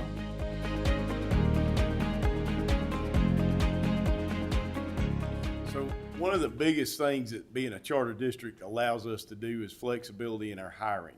So as in a reaction to our College and Career Academy, our Chamber of Commerce, you can see an industry need and we can react and find an individual to fill that need. An example is this year, we hired a collision repair specialist who did not hold a degree, but he was a 43-year collision repair owner. And so he came in and started a program in our school because there's a tremendous industry need. There's a tremendous industry need where we live and across the state for healthcare. That STEM partnership, your flexible seat time, so you're able to get healthcare science and your biologies all crammed into 1 year-long course, and the kids get multiple credits, but they're also getting lessons taught from doctors, they're getting exposure in the hospital, and they're getting exposed to the different facets of healthcare to allow them to have different opportunities and exposure to those different career fields. I think there's a big element of fiscal responsibility. We would like to add, for example, the public safety pathway. Everyone knows that law enforcement, fire, EMS, it's hard to fill that gap. It's also hard in a small town to justify, well, we need to hire an additional person. So it's to address fiscal responsibility. What resources do we have? Well, we have school resource officers, and we have people that are certified. We could get them in a classroom through the charter status, waiving that flexibility, and we can add this class as an enhancement with zero additional cost. So the fiscal responsibility piece of this has not been highlighted enough. I don't think you can take your if it makes sense, you can do it. And I think that is a big piece of the equation. I think being able to one thing we've done with curriculum for kids that are not that engaged. So it's hard to measure this, but it's not when it comes to how many of a high school cohort are graduating. So graduation rate's one thing, but how many of the cohort that started in 9th grade finish? When I was a high school principal at Union County, we had a bleed. We had kids that would leave, and they were disengaged kids. They were children that were very intelligent. They did not care about your high school algebra class, your English class. I want to be a builder. I want to be a mechanic. And I always thought, we're losing these kids because they don't care. They could care less about algebra. They're not going to use algebra. I took calculus, Stan. We've got a $50 million budget. I do it in my head, and my finance director can guarantee you that I don't use calculus. I have not used calculus since college. But the point is, we're losing children, important, valuable children. Our cohort would go from 225 down to 160. And we weren't having dropouts here. These people were going to Mountain Ed or one of the other opportunities, and they were still graduating, but they wanted to check the box, get the diploma, and get out and get in the workforce. But what I always wanted to do, and we've finally done it because people smarter than me work in Union County, we have taken that vocational class coursework, construction, transportation, the things, welding that interests them, and we've married it up with academics. So when they're in the construction lab, they're learning geometry. And oh my goodness, roof pitch, it matters now. I didn't think it mattered, to the kids. And what we have seen is those cohort graduation rates have retained, we're basically graduating what we start in 9th grade. And we're still maintaining over 95% graduation rate. That charter flexibility, it would not be possible to do that without it. You couldn't do it without it. You would have to stick that kid in a math class. We're still on blocks for 90 minutes. And then the carrot is you get to go to your construction class. But when you can take that kid year-long and put them in that class and they're getting math and construction at the same time, and they see the relevance behind the academics, you're retaining a group of kids that we historically had lost. I think that's a huge piece. Where we live, an example, we have a lot of construction. We have a lot of building. The contractors, let us know we have a huge problem. We can't find employees. We don't have employees. They need to be able to operate some small equipment. They need to be able to build. They need to be multifaceted with their talent. So we embedded heavy equipment pathway within our construction pathway, and they're getting math credits. So they're getting a little bit fundamental exposures. The charter allows us to do that. We've really invested in our leadership development. We have an aging workforce in Union County trying to prepare the next generation of school leadership, and we have enhanced our teaching as a profession pathway through being a charter and the different flexibilities. We have 100 out of 225 staff that are eligible for retirement in 5 years. We have to do this. People can't afford to move where we're at. We received the Charter Leadership Award in 2022, and we were the Charter System of the Year in 2024. Dr. Murphy, do you want to fill us in with some data? Absolutely. So you've all read our charter that we're currently in. We are fully implemented in every one of our innovative features with the exception of one, which was the global initiative through language K-12. We're mostly implemented. However, our community needs have shifted, and so that's no longer a part of our continued process. If you grant us this charter flexibility this time, this will be our third application and third charter contract. The first two were very similar in alignment. This one, we're completely shifting gears.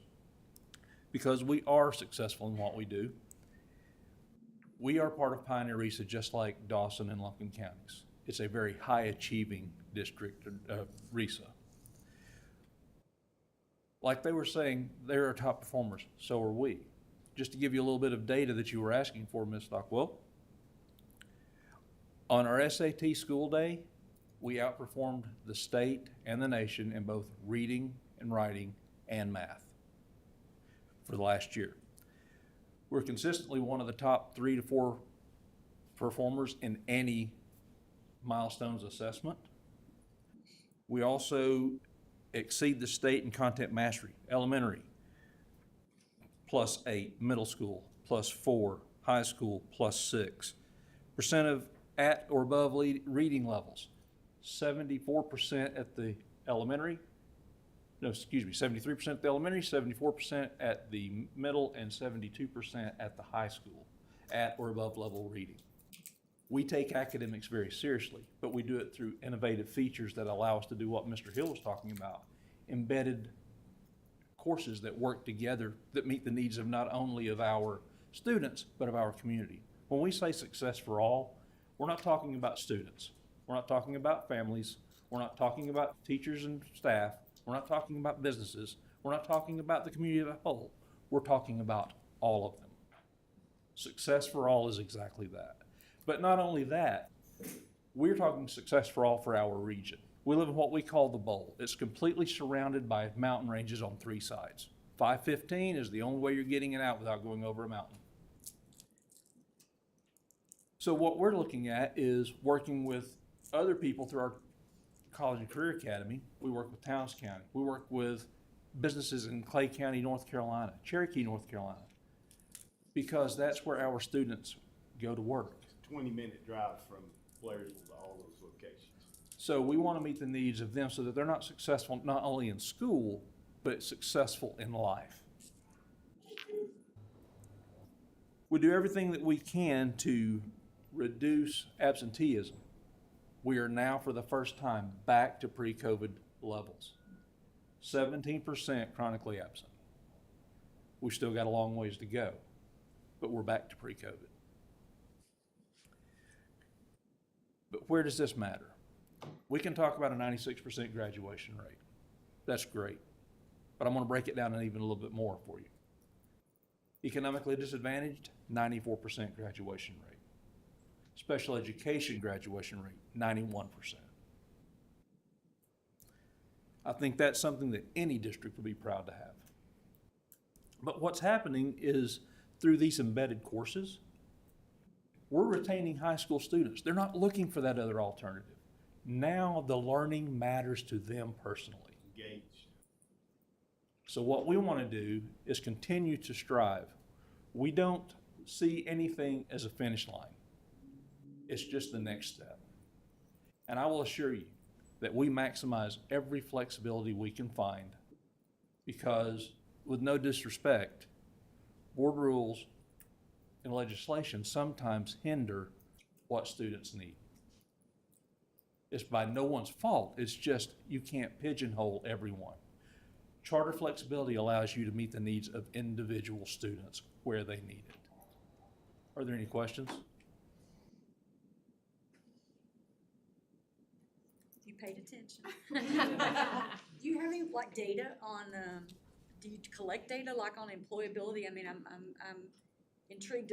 I hear what you're saying about really preparing students to get a job after, you know, and I think that's great. I just more curious We don't if track there's a it way as to well track as that. we should, but we're in a small town, and the way it works in a small town is the employers will call you and say, we have a problem. And you need to fix it for us, and we say, you need to come to the table with us, and it's a wonderful thing. The College and Career Academy model, along with the charter district, when you can sit down with your business and industry leaders and say, okay, what do I need to know? For example, Technical College says, we've got a problem with your nurses. They're really terrible at math. Well, they're taking Calc 1 and Calc 2, and you need them to do measurements, right? So we're backing up to like, what, 5th, 6th grade? And we resequence some things so that those people that are going to be RNs or ASN or BSN, we're going to reteach things that they learned in elementary and middle school prior to graduation because they're taking high-level calculus courses in high school that's not relevant to their career field. And so being able to react in a small setting like that very quickly, and having that flexibility for those reactions the business and industry and your post-secondary partners need, that's where this is so valuable. And be able to do it in a fiscally responsible manner to where you don't have to say, oh gosh, I gotta hire another employee with $26,000 in insurance costs and $21.94 on TRS. Let's see what resources we have and let's pull them in under the charter and let's make it happen for the kids. And guess what? We didn't spend the extra money. And that's the big blessing the charter has allowed us to do.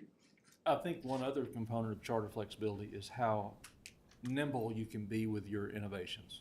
This year we took on cognitive accreditation, this charter renewal, CTAE 5-year renewal, CCA initial certification, STEM recertification this year.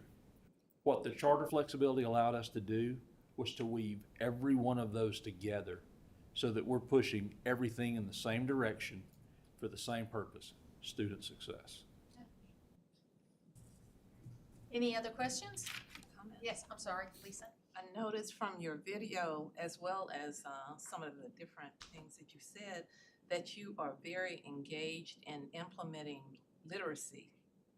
And science of reading, that's all implemented in your county as well to make sure that our kids can read, because if they can't read, they can't do anything else. That's exactly right. Yes, ma'am. It's been a wonderful undertaking for our staff, and they've enjoyed that. It's been a heavy lift, but they're doing great work, and we're seeing the fruits of those labor, with the kids and their progress. Yes, ma'am. Okay, well, I appreciate that. Excited. Every child, they have many opportunities set before them, but if they don't have the skill set to take advantage of those opportunities, we have a big problem. So, for instance, there's so many wonderful opportunities in the vocational trades, but that's the highest Lexile level books on any high school campus. The highest Lexile books are your technical manuals. So a lot of the children that want to go into those technical fields and be an HVAC technician or an automotive technician, they have to read at the highest level. And a lot of times those are not your academically motivated children. So you've got to bridge that gap through literacy, or they can't do the things that they want to do. literacy and math, I remember when my son was young, he used to say, I don't like math, I'm never going to use it. I made him write it down and sign it. And now he's a master electrician, and he owns his own business. He's doing very well. He's doing very well. He's doing quite well. He said, Mom, every time I see an electric EV on the road, I smile because there's more money in my bank account. That's exactly right. That's exciting. So that's great, and thank you. You did throw a little shade on advanced math a couple of times, and I have to tell you. I was not a good calculus student. I had to do it. He was a math major. I know, but it's like I went back to college and when I was 56, and trying to learn all that stuff at 56, you got to learn it when you're young. It's like a language. It's like a language. You got to learn it. It's a foreign language to me. And really, what I love about all of these is this. I believe the charter and district flexibility brings us closest to local control of anything that we do, and I'm a firm believer in local control. If you can do what you can do everywhere, I'm not saying every system's got to be a charter system, but that's what I love about it. So thank you all. Thank you all very much. Thank you very much. We appreciate everybody. We'll move that one to the consent agenda. And now we're gonna get a look at the Berrien County Performance Center. So Alan's gonna join We're us. switching gears from charter systems to charter schools, and just with your indulgence, what we're gonna do is I'll present the first two items, which are local charter schools. Ask Donovan Ahad, who's the head of the commission, to come up, because he has more granular knowledge about the commission approvals. That's the third item, and then I'll come back up and finish And with we've that. got Berrien County here, We correct? do. We've got a couple Okay, of folks great. from Berrien County. So, Thank you. I don't know if you're, Berrien County is, it's We're a on very. number 7. Right, thank you. Very small charter school, 75 students, high school. It's a dropout recovery and credit recovery program in Nashville, Georgia. And work very closely together with the school district. So the Berrien County Board of Education approved the Berrien Academy Performance Center's charter petition on October 21st, 2024. Berrien Academy Performance Center's mission is to surround students with a community of support, empowering them to become productive citizens in their community through the development of personalized, learning programs, and one-on-one relationships with caring adults. So in this coming term, and this will be their 5th term, I believe, they've been around a while, they're going to implement personalized small school model that has individualized instruction, a flexible approach to meeting the diverse needs of students, small class sizes of no more than 15 students, one-on-one support and tailored instruction, and integrated technology instruction model. So I wanted to point out a couple things to you before I ask Berrien County to take questions. That you'll notice I also included, as I have done the last couple months, to you in your items, you have the clarification questions we asked the school. And the reason I included those is because, just to let you know, when we look at charter schools can do well academically. And in this particular, Berrien County raised their grad rate from 59% to 80%, which is what you want to see in a dropout recovery, credit recovery program. If you look at their milestones, scores which are included in the material I shared with you, level 1 scores in all subjects went down over the term, and level 4 scores went up in some cases significantly, so they had real GMAS improvements. And it's always important to keep in mind that these are students who, they're this is in some cases their last chance to succeed, and they've done extremely well. But it is a little unusual for a charter school, right, to have this sort of program, and because it is also open enrollment. And they work so closely together with the district. When we talk to them, even though they're doing well academically, we needed to confirm that they do well. They understand the financial piece of being a charter school, which is financial autonomy and really knowing and owning the financials. Since they had, and I mention all this because you'll see that in the clarification letter, we emphasized them setting up financial controls and kind of an oversight mechanism within the board and all of that, because we really felt that there was a need for them to, even though they're included in the district's audit, the district does a lot of their funding, they need to know where their money is being spent in order to know whether they could maybe do better themselves to get the best deal possible. Right, everyone else heard that too, right? Okay, good. Anyway, so I wanted to share that. That's why you see all that about the new board formation with the finance committee. And just as with in other cases where we've shown you this information, it's not a sign that we don't think that they can succeed. It's just setting them up with a model to kind of move forward and where we can work with them as well. So I don't know if anyone has any questions now, or you'd like to talk to the school leader and the board chair. Yes, we've got. Okay, they're online. So the school leader, the principal's name is Brett Drawdy. The board chair is Hayden Hancock. One thing I wanted to point out that really was impressive to us too is, and this speaks to the community involvement in the school, is the board chair is the city manager of Nashville, Georgia, which is great, and is able to kind of make those connections for the school in terms of business and higher ed. So I don't know if anyone has any questions for them or questions for me or about the school generally. Well, we'd like to hear from you a little bit about your school. Okay, my name is Brett Drawdy. I'm the principal here at Berrien Academy in Nashville, Georgia. We have been here since 2005, and we were created originally to raise the graduation rate of at-risk students in grades 9 through 12 in Berrien County. And over the last 10 or 11 years, as Mr. Mueller pointed out, we have lowered the number of 1s and 2s on EOCT scores and increased the numbers of 3s and 4s on those academic tests. And we've also lowered the dropout rate and increased the graduation rate in that amount of time. And we have a small school structure, no more than 75 students, and we're able to better increase one-on-one instruction and support, and surround each student with a circle of support and build and maintain and nurture those relationships. And that is a secret to our success here in Berrien County. Thanks, Brandon. I'm Hayden Hancock, so I am the board chair here. I've been here for maybe 4 or 5 years in the board, and then as chair and on the board before that. But I also am the city manager here. But the academy here is vital to our community.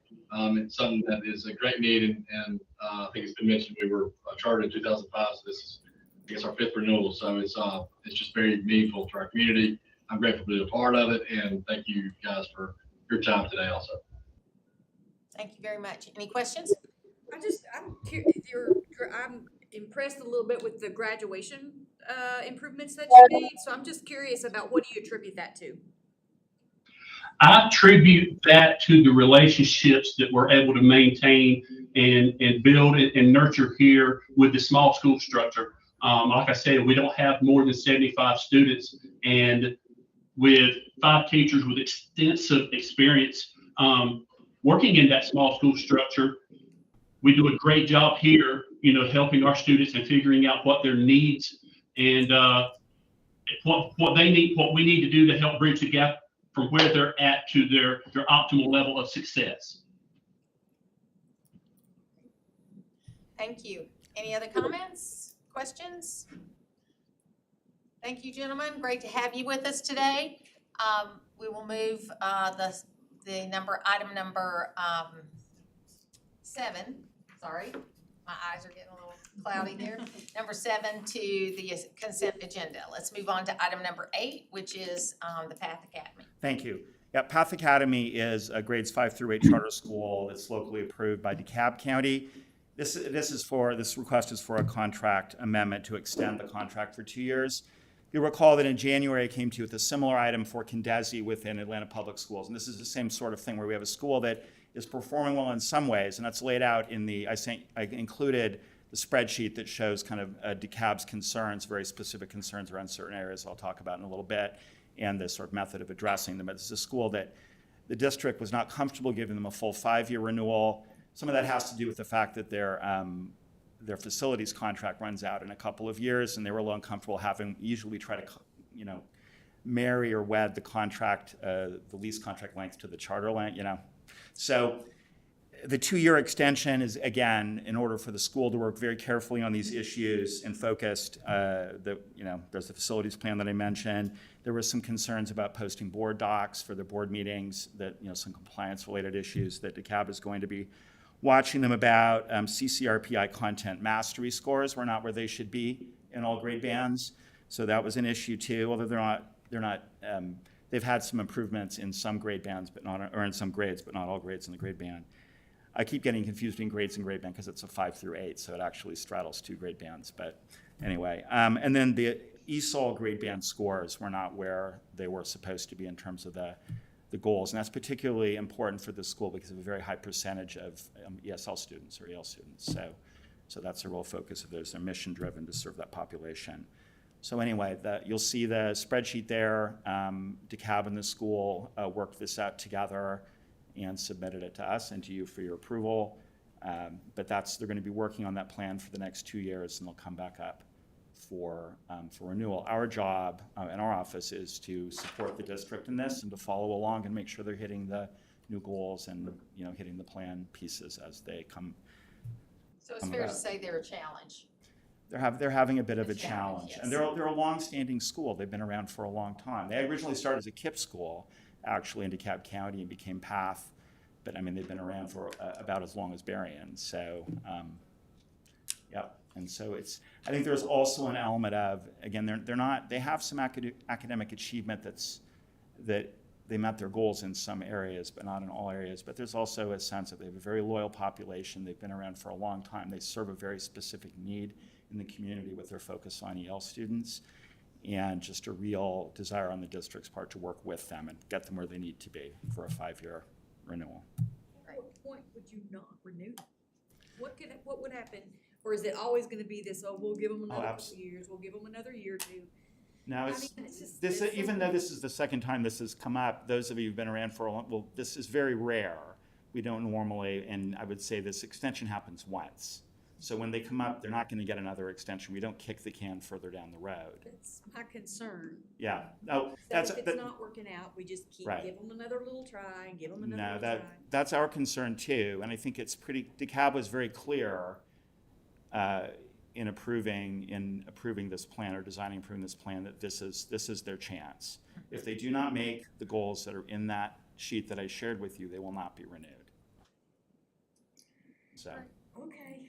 Okay. I will move number 8 to the consent agenda. Are we shifting to? We're going to have Donovan come up and talk a little bit about the commission renewal decisions. Mr. Head.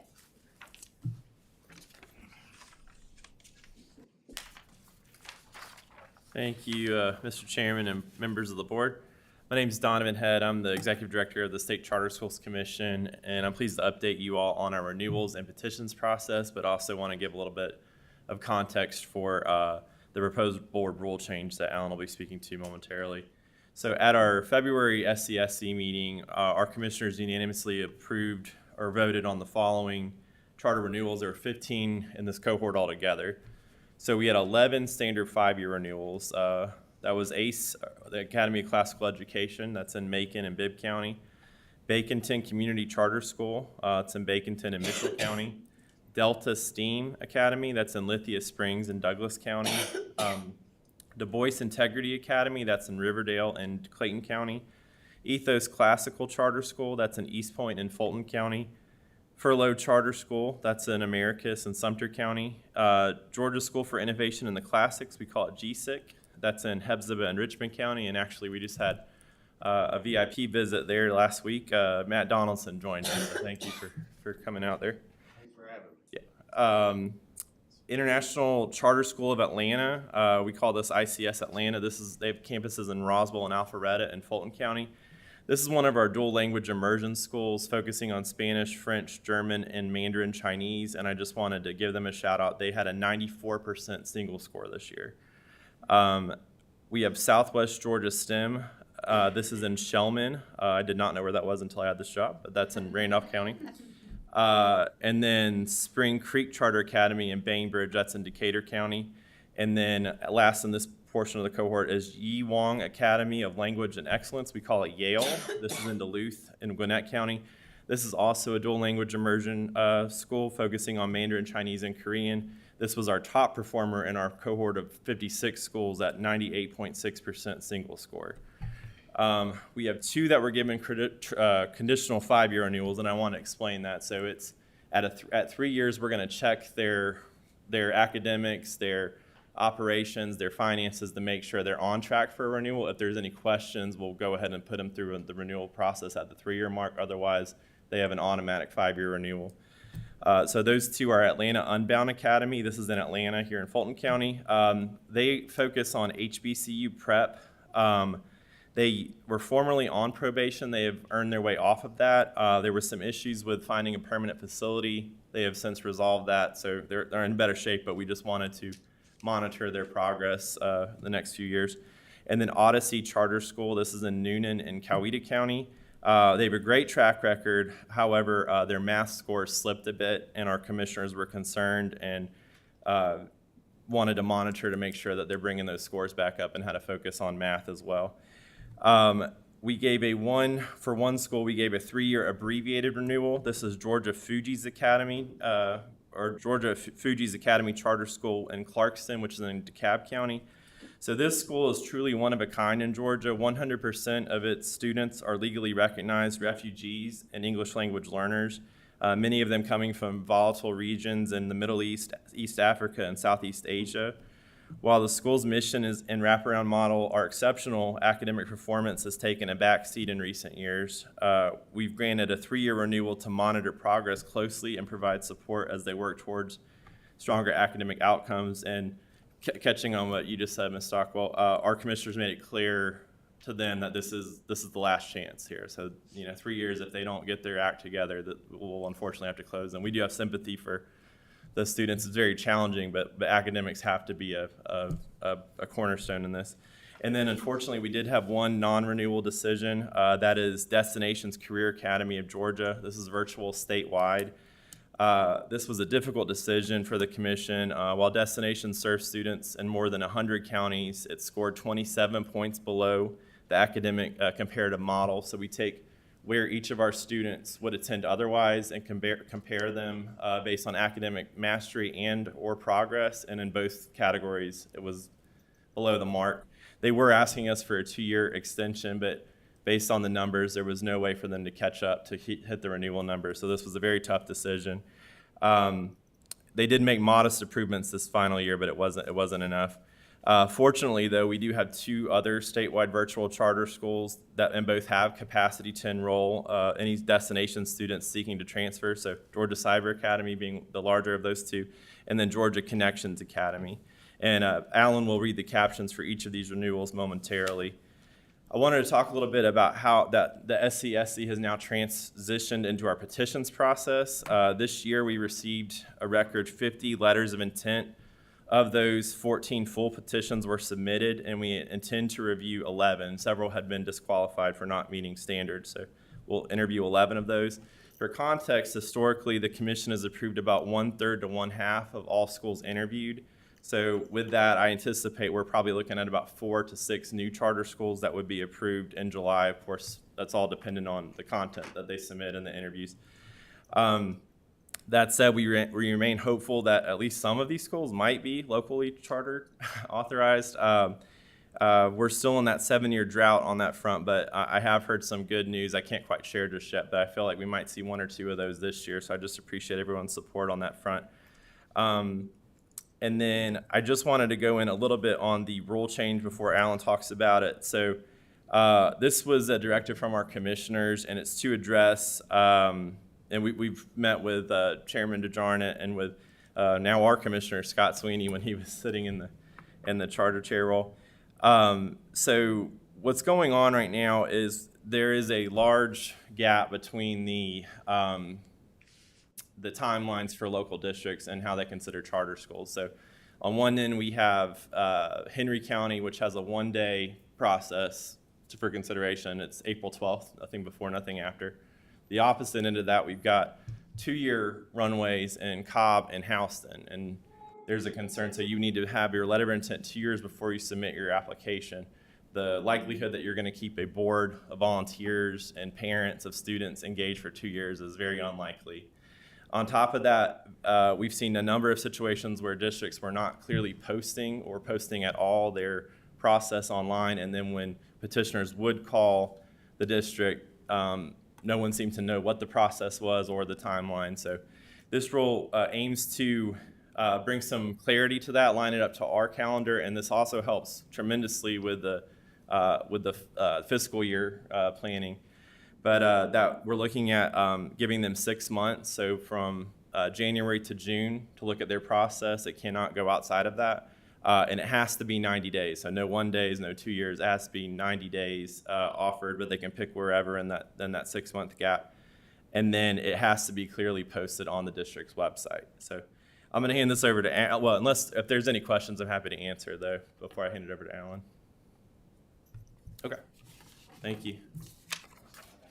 So I won't go through the school-by-school information. Let me just read the affirmation part of this about the commission approvals. So under OCGA 20-2-2083, the state board may overrule the state commission's approval of new or renewed state charter schools within 60 days of the commission's decision upon a majority vote of the state board members. The 60-day state board overrule period for these decisions ends on April 27th, 2025. Rather than leave open for 60 days the question of whether the state board will overrule the commission's approval of the new or renewed state charters, the practice of the state board since 2013 has been to expedite its decisions so that state charter schools will know as soon as possible whether their charter approval or renewal will be overruled. When it formalized this practice, it also clarified in State Board Rule, it was clarified in State Board Rule 160-4-9.05 that it would either affirm or overrule all new or renewed charters. Affirming a charter is identical to a formal decision to not overrule it. So that's the, again, those are the commission approvals. So that would. Any questions on that? I have a question. Yes, ma'am. When House Bill 318, Mm-hmm. when that came into play, has all of the information that you guys need been transferred over to you from the department? Like the data, the student data, and any type of information that you need to make sure that everything stays on track with the charter schools going forward? Well, it's a big task, and it is still a work in progress. I'd say that it requires a lot of collaboration between DOE and between OCSC, which is my office, and the commission. It hasn't always been smooth sailing, but that could be said about anything. I think it has this many moving pieces. So what we do appreciate is that the Department of Education has always met with us and been very receptive. And, you know, I think that, yes, there have been some challenges in getting information across that barrier, but I think we're getting to the end of that. So I think we've managed. And again, I think the challenge is, or I know the challenge is in talking to folks at DOE, just that there are so many little pieces and so many people involved, and we're doing something completely different by kind of moving us into the allied agency piece, that it's understandable that, you know, the kinks have to be worked out. But I appreciate you calling that attention to that it is, yeah. Could you just I know you read the affirmation, but would you just summarize what that means? The affirmation? Yes. It's your decision to not overrule.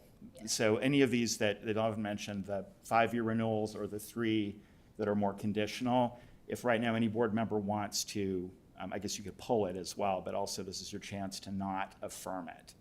So just by putting it on, my understanding is that by putting on the consent agenda, you are affirming the approval, so that then tomorrow they'll actually, with the committee of the whole, all the schools will be able to. And I have one more question about, like, Sure. when you talk about schools that maybe aren't gonna get renewed or don't get renewed for whatever reason. I'd love to see next month, you know, kind of like over time, how many have you approved? How many have you had to get rid of? Okay. What, my bigger question is, a lot of times students, we think about the charter schools, I think most of us think about charter schools in the perspective of these really gifted kids that get to get out into the world and do this charter school, okay?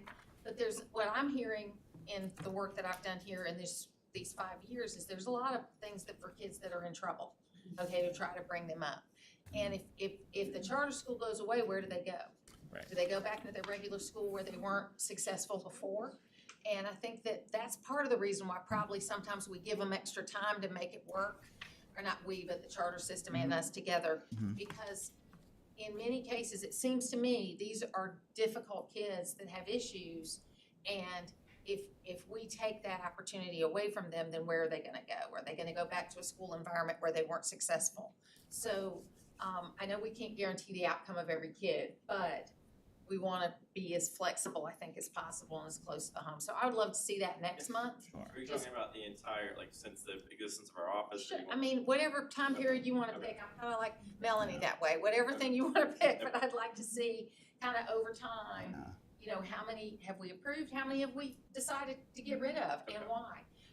Because I think it's kind of an interesting thing to look at, because, I'm all about giving second and third chances, because when we're talking about educating our kids, children click in at different times, you know what I mean? They don't necessarily all ready to go to school at 6, and they do great all the way through. You know, I was one of those very eager kids that sat in the front of the room, raised my hand all the time, and I loved every day of school from the minute I got there. But I also had friends that they didn't kick in until they were like in 5th grade. and if we had abandoned them by then, what would happen? Yes. Also, there are over 20,000. It's not always the child that can't perform in the local school. It's the local schools that are not performing for the child as well. Yeah. So, you know, there are charter That's true. schools That's that true. are excelling, because the charter school that I went to bat for in DeKalb County, the museum school, they have, their scores and all are higher than the local district. So, you know, it's not always the kids are struggling, that's why they're in the schools. A lot of time, the schools are struggling, that's why the kids are in the charter school. Yes, absolutely. Can I speak to that just 1 second? So this year will be the first, thanks to OCSC coming over, this will be the first year ever, and I think we're the only state that has not evaluated our local districts that authorize. This will be the first year ever we do that, and we're excited about this. But some of the challenges we've seen, you brought the museum school, we have standards at the SCSC on what qualifies for renewal. And we've seen some districts give a 3-year where it should have been a 5-year.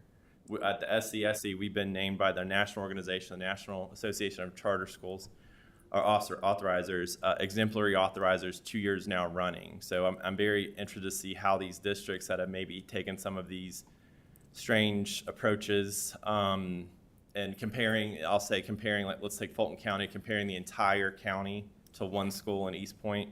Some of that will be taken into account, and, you know, I'm interested to see what the feedback is there, so, thank you. Also, may I? Yes. If you have not visited a charter school, I would recommend that everybody on this board take an opportunity to go visit one of the charter schools just to see how they operate. I initiated a tour of the Liberty Academy for people, and I mean, it's astounding. Dr. Jordan went, Miss Petty, and several of us went, and it was wonderful. It was just a wonderful opportunity just to see how they operate and the high accountability that they have with those schools, because they know at any point when they are not performing that their contract will be revoked. So they know that. So Yeah, I think that has to be, that's why I keep bringing it up, is that that has to be part of the motivation. yeah, you gotta have accountability. I mean, yeah. Right. Thank you. I- Now, Go ahead, sir. No. I was just going to mention that when you look at the Appendix A, which is the accountability portion of the local charter school contract, part of it has to do with more or less sort of absolute goals, like you have to increase your CCRPI by this much. But there are second and third looks that look at comparisons, right, or sort of otherwise things. And I was just going to mention that when I was at Atlanta Public Schools, part of a local authorizer, and we encourage all local authorizers to do this. That's part of every closure decision is where are these kids going to go to? Where are they zoned?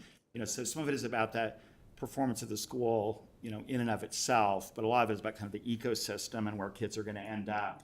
And that ecosystem now includes state charter schools as well, so it's very complex. I'll Thank point you. that out. And I want to be sure we're clear here, because we were talking about 9, and then we went to 10, I think. So, because you were talking about the rule, right? Right, there hasn't been a So- motion for the affirmation. Yeah, yet, so 9 will move to the consent agenda, and then we will move 10 without objection to the consent agenda.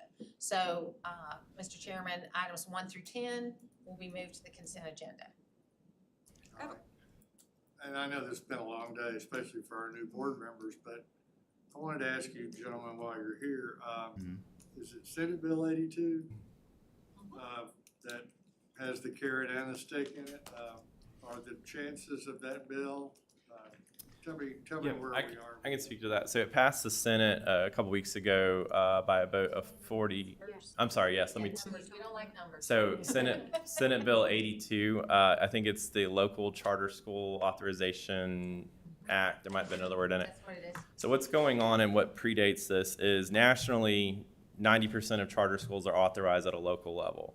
In Georgia, that number is below 50%. However, in the last 7 years, 0 new schools have been approved by local districts. We have had one approval by a local district, but it was a school that we had for 10 years that Clayton County, to their credit, made the decision to take on in the new term, and that's Utopian Academy for the Arts, and it's an exceptional school.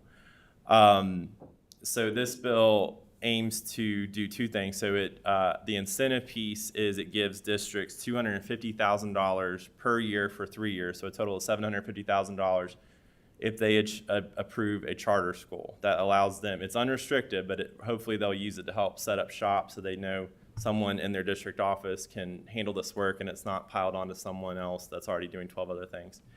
The other piece of this is some accountability tied to the waivers, so not direct funding, but to the strategic waivers or charter system waivers. And so the way that looks is if a district denies a charter school, let me back up. It exempts anybody below 10,000 students. So if your district's below 10,000 students, this doesn't apply.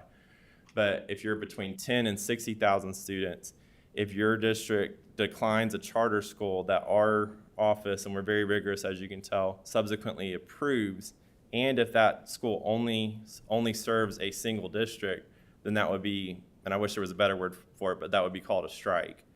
If you get 2 strikes, that would bring them forward to you all to consider taking away all or part of their flexibility. If it's a district above 60,000, they have up to 3.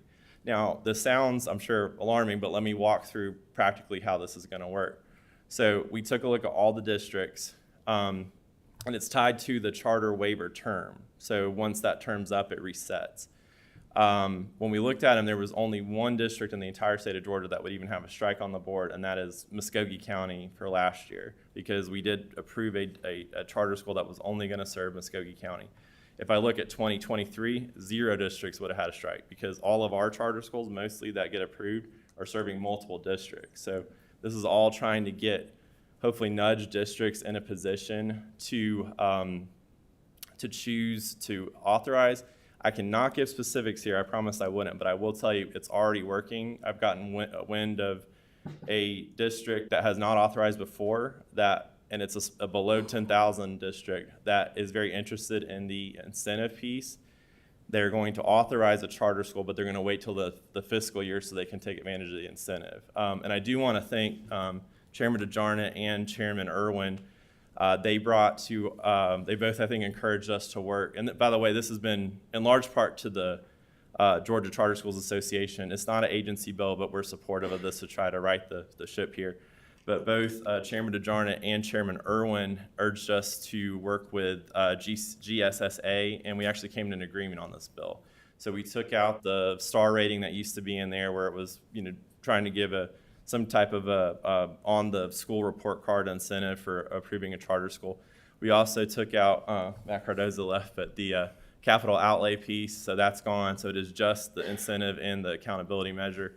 And then, we sunset the accountability measure at 10 years. So that was, I think, where we were able to get some collaboration with GSSA on this. So it passed the House committee. So let me go back. It passed the Senate bipartisanly, 44 altogether, all Republicans, 11 Democrats, including Senator Orrock, who I was a little shocked because that's the first time that she voted for a charter school bill. And it was actually read in the well or supported by a bipartisan group. So that was Clint Dixon, that was Jason Estevez, and Rashawn Kemp, whose son attends one of our charter schools, and his spouse is a administrator in one of our charter schools. In the House, it has passed House Education Committee. I think that vote was 11-3. I can't remember. Unfortunately, it was party lines. I was hoping that it would remain bipartisan. And so it was read in rules yesterday. There were a couple questions, so we're waiting to see when it hits the House floor, but we do feel like passage is likely. Been in communication with the governor's office, who just wanted to make sure that funding was accounted for the incentive piece, and we've made him feel confident there, I hope. So I feel good about its chances to pass, but I definitely appreciate the feedback that we've been given from the chairman and some of you all, and then of course Senator Dixon for carrying it forward, and Chairman Chris Irwin for meeting with us to try to get this in a better position. So the incentive piece comes regardless of the size. Yes. Of the district. Yes. So that any district would be, but we did not want to put smaller districts that may not be able to handle a charter school in jeopardy. Yeah. And by the way, on that note, only 38 districts out of 181 are of size. And then there were only 4 that were above 60. Can you share with everyone about the financial difference between? Oh, yes. Okay, this gets to the heart of the problem. So the overall charter supplement sits at $248 million. So this is where we make up for what the schools are lacking in local property tax dollars, eSPLOST money. Even if we didn't approve any additional schools, that number would grow because enrollment would grow. Grades expand, schools expand. Every charter school we approve is anywhere from 1.4 million on the low end to more so around 4 million on the high end to add to that budget. If a local district approves a charter school, it's essentially net neutral to the state budget because all we're talking about is this now incentive grant, and then they also get a $100,000 annual, regardless of how many years, flexibility grant. So that's the cost savings is huge. I mean, just me talking, I would have loved to seen that piece go up to 500,000, but I think the OPB would probably get mad at us. So, but it would still save the state money, and that was, just trying to help incentivize it where we can. I'm not going to name names, but one superintendent said that was an offensive amount of money, or what did you call it, obscene? Anyway, it just. Some people, obviously, like this district that I can't give you the name of, that I will once it's public, is very excited about it, but some are, not. Yep. Thank you. Yep. Thank you very much. Sure. Thank you. It was like a news break in the middle of. Great, thank you for that. So one more item, and Donovan has already talked about this a little bit, but this is right, a change So this is just for initiation for a couple changes or a few changes to 160-4-9-.05. That's the charter schools petition process, one of the 3 charter schools state board rules. So I want to point out, I mean, there are only 2 kinds, and you can see this in the synopsis as well that was provided, but there are only 2 things we're doing here, really, to the existing rule. One is to change the language in the rule to reflect House Bill 318 last year. So everywhere in that rule, it now says the Department of Education will do X, right? So we're changing that to the Office of Charter School Compliance. Because this was an opportunity to do that. We're going to have to do that with the other state board rules as well. But really what this is about aligning those timelines, like Donovan mentioned. We want to mention that once upon a time, those of us who've been around a long time know that there used to be a set timeline. And in the early, I forget when was it, around 2010 or 11, it was basically just turned into a rolling timeline for local districts to have their processes so they could have it any time. That was before the commission was there, right? So you could date it by that. And that kind of a rolling process works fine when there isn't a next step, right? So now that there is a next step, the commission has a specific timeline for accepting petitions. You can't have something that's rolling on the front end, to feed into something that has a set timeline. It allows local districts to do things like set their petition process the day after the commission process starts so that you can't make it, and put them off for a year or 2. So it's just in everyone's best interest, I think, to align those timelines so that it's clear and linear so folks know when they start and approve locally, this is where I'm going to be. Again, local district has freedom within the 6-month period to set their process where they want, but since it'll be done by June 30th, then folks, if they are denied, will go straight to the commission and go through. They won't have to wait a year or a year and a half as they're doing now. So it's variable. I know I'm attributing bad motives to, I don't know whether they're bad motives, but they're just different motives around the state, and it would be nice to get those all in line.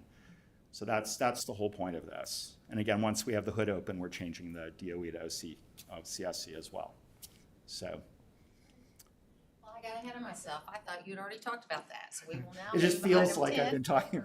Yeah. So it'll be 1 through 10. We'll go to the consent agenda. All right. And let me mention that once it's been initiated, it will be posted on the SCSC website, or the my organization's page under the SCSC website anyway. It'll be there for 30 days for public comment, and then we'll come back to your May meeting with the public comment, as we would with any rule. So does that need to be a separate vote if it's an initiation? Or can it go on the consent? It can go on the consent? Okay, great. All right, well, that concludes this meeting. There are no other comments. Thank you, Ms. Zoller. I want to point out that there are under the items for information on tomorrow's agenda, you'll see a list of the high and moderate risk districts for all. If you click on that list, you'll see the districts, how long, and what stage. New board members, we had a little briefing this morning on the audit process. So I think that'll get you caught up a little bit on how this is. We're going to have a couple of opportunities for learning, and since new board members have already been through this, you're excused if you don't want to come. But those of you who do want to come and talk about this, we're going to meet in small groups to discuss this, because this is not an official meeting of the board, so we need, and one will be immediately after this meeting in the executive conference room, and then the second one will be tomorrow immediately following committee of the whole meeting, which I hope will be sometime between 11 and 11:30. It's not going to be a long meeting. Can't have more than 7 folks in the meeting, but if we take our 4 new board members out of the mix, that brings the number down where I think we do have some flexibility. I'll excuse all you new board members unless you just really want to poke yourself in the eye some more with a sharp stick. But I do think that it's a topic that we need to discuss. I should have brought this to you in February. This list existed last month, and I failed to put it on the agenda. And as you heard this morning, new board members, We'll get an update on this next month, so we'll have another opportunity to discuss this at the May board meeting. And it will be an item for full board discussion at the May meeting. That agenda is shaping up to be a pretty full one, but I think that we definitely want to talk about this and find out what are some things that we might be able to do to help these districts, or at least motivate them to get off the list. So with that, if there's any no other items for the good of the order, I think we will, tomorrow I will call on each of the chairs to tell us again what goes on the consent agenda and what needs to be pulled for a separate vote. We'll do the same thing for our executive session items. And then we have some recognition tomorrow. 3 of our board members that just rotated off will be back with us to get their glass apple. We'll see Helen and Kenneth and Scott with us tomorrow, and we can celebrate their accomplishments and their achievements as board members. We'll also have an inspiration by a group that I think you'll find very interesting that does a lot of counseling with students in the mental health area, and they use college students to do this. So I think it's a nice collaboration between post-secondary and K-12. And then, the standard board items. So hearing, if there's no other objection, I will entertain a motion to adjourn this meeting. So moved. All right, Mr. Donaldson, you've exhausted your quota of motions, but I'm gonna take this one more. And the second was Ms. Kennemore. All in favor? Aye. All opposed? Thank you. We are adjourned.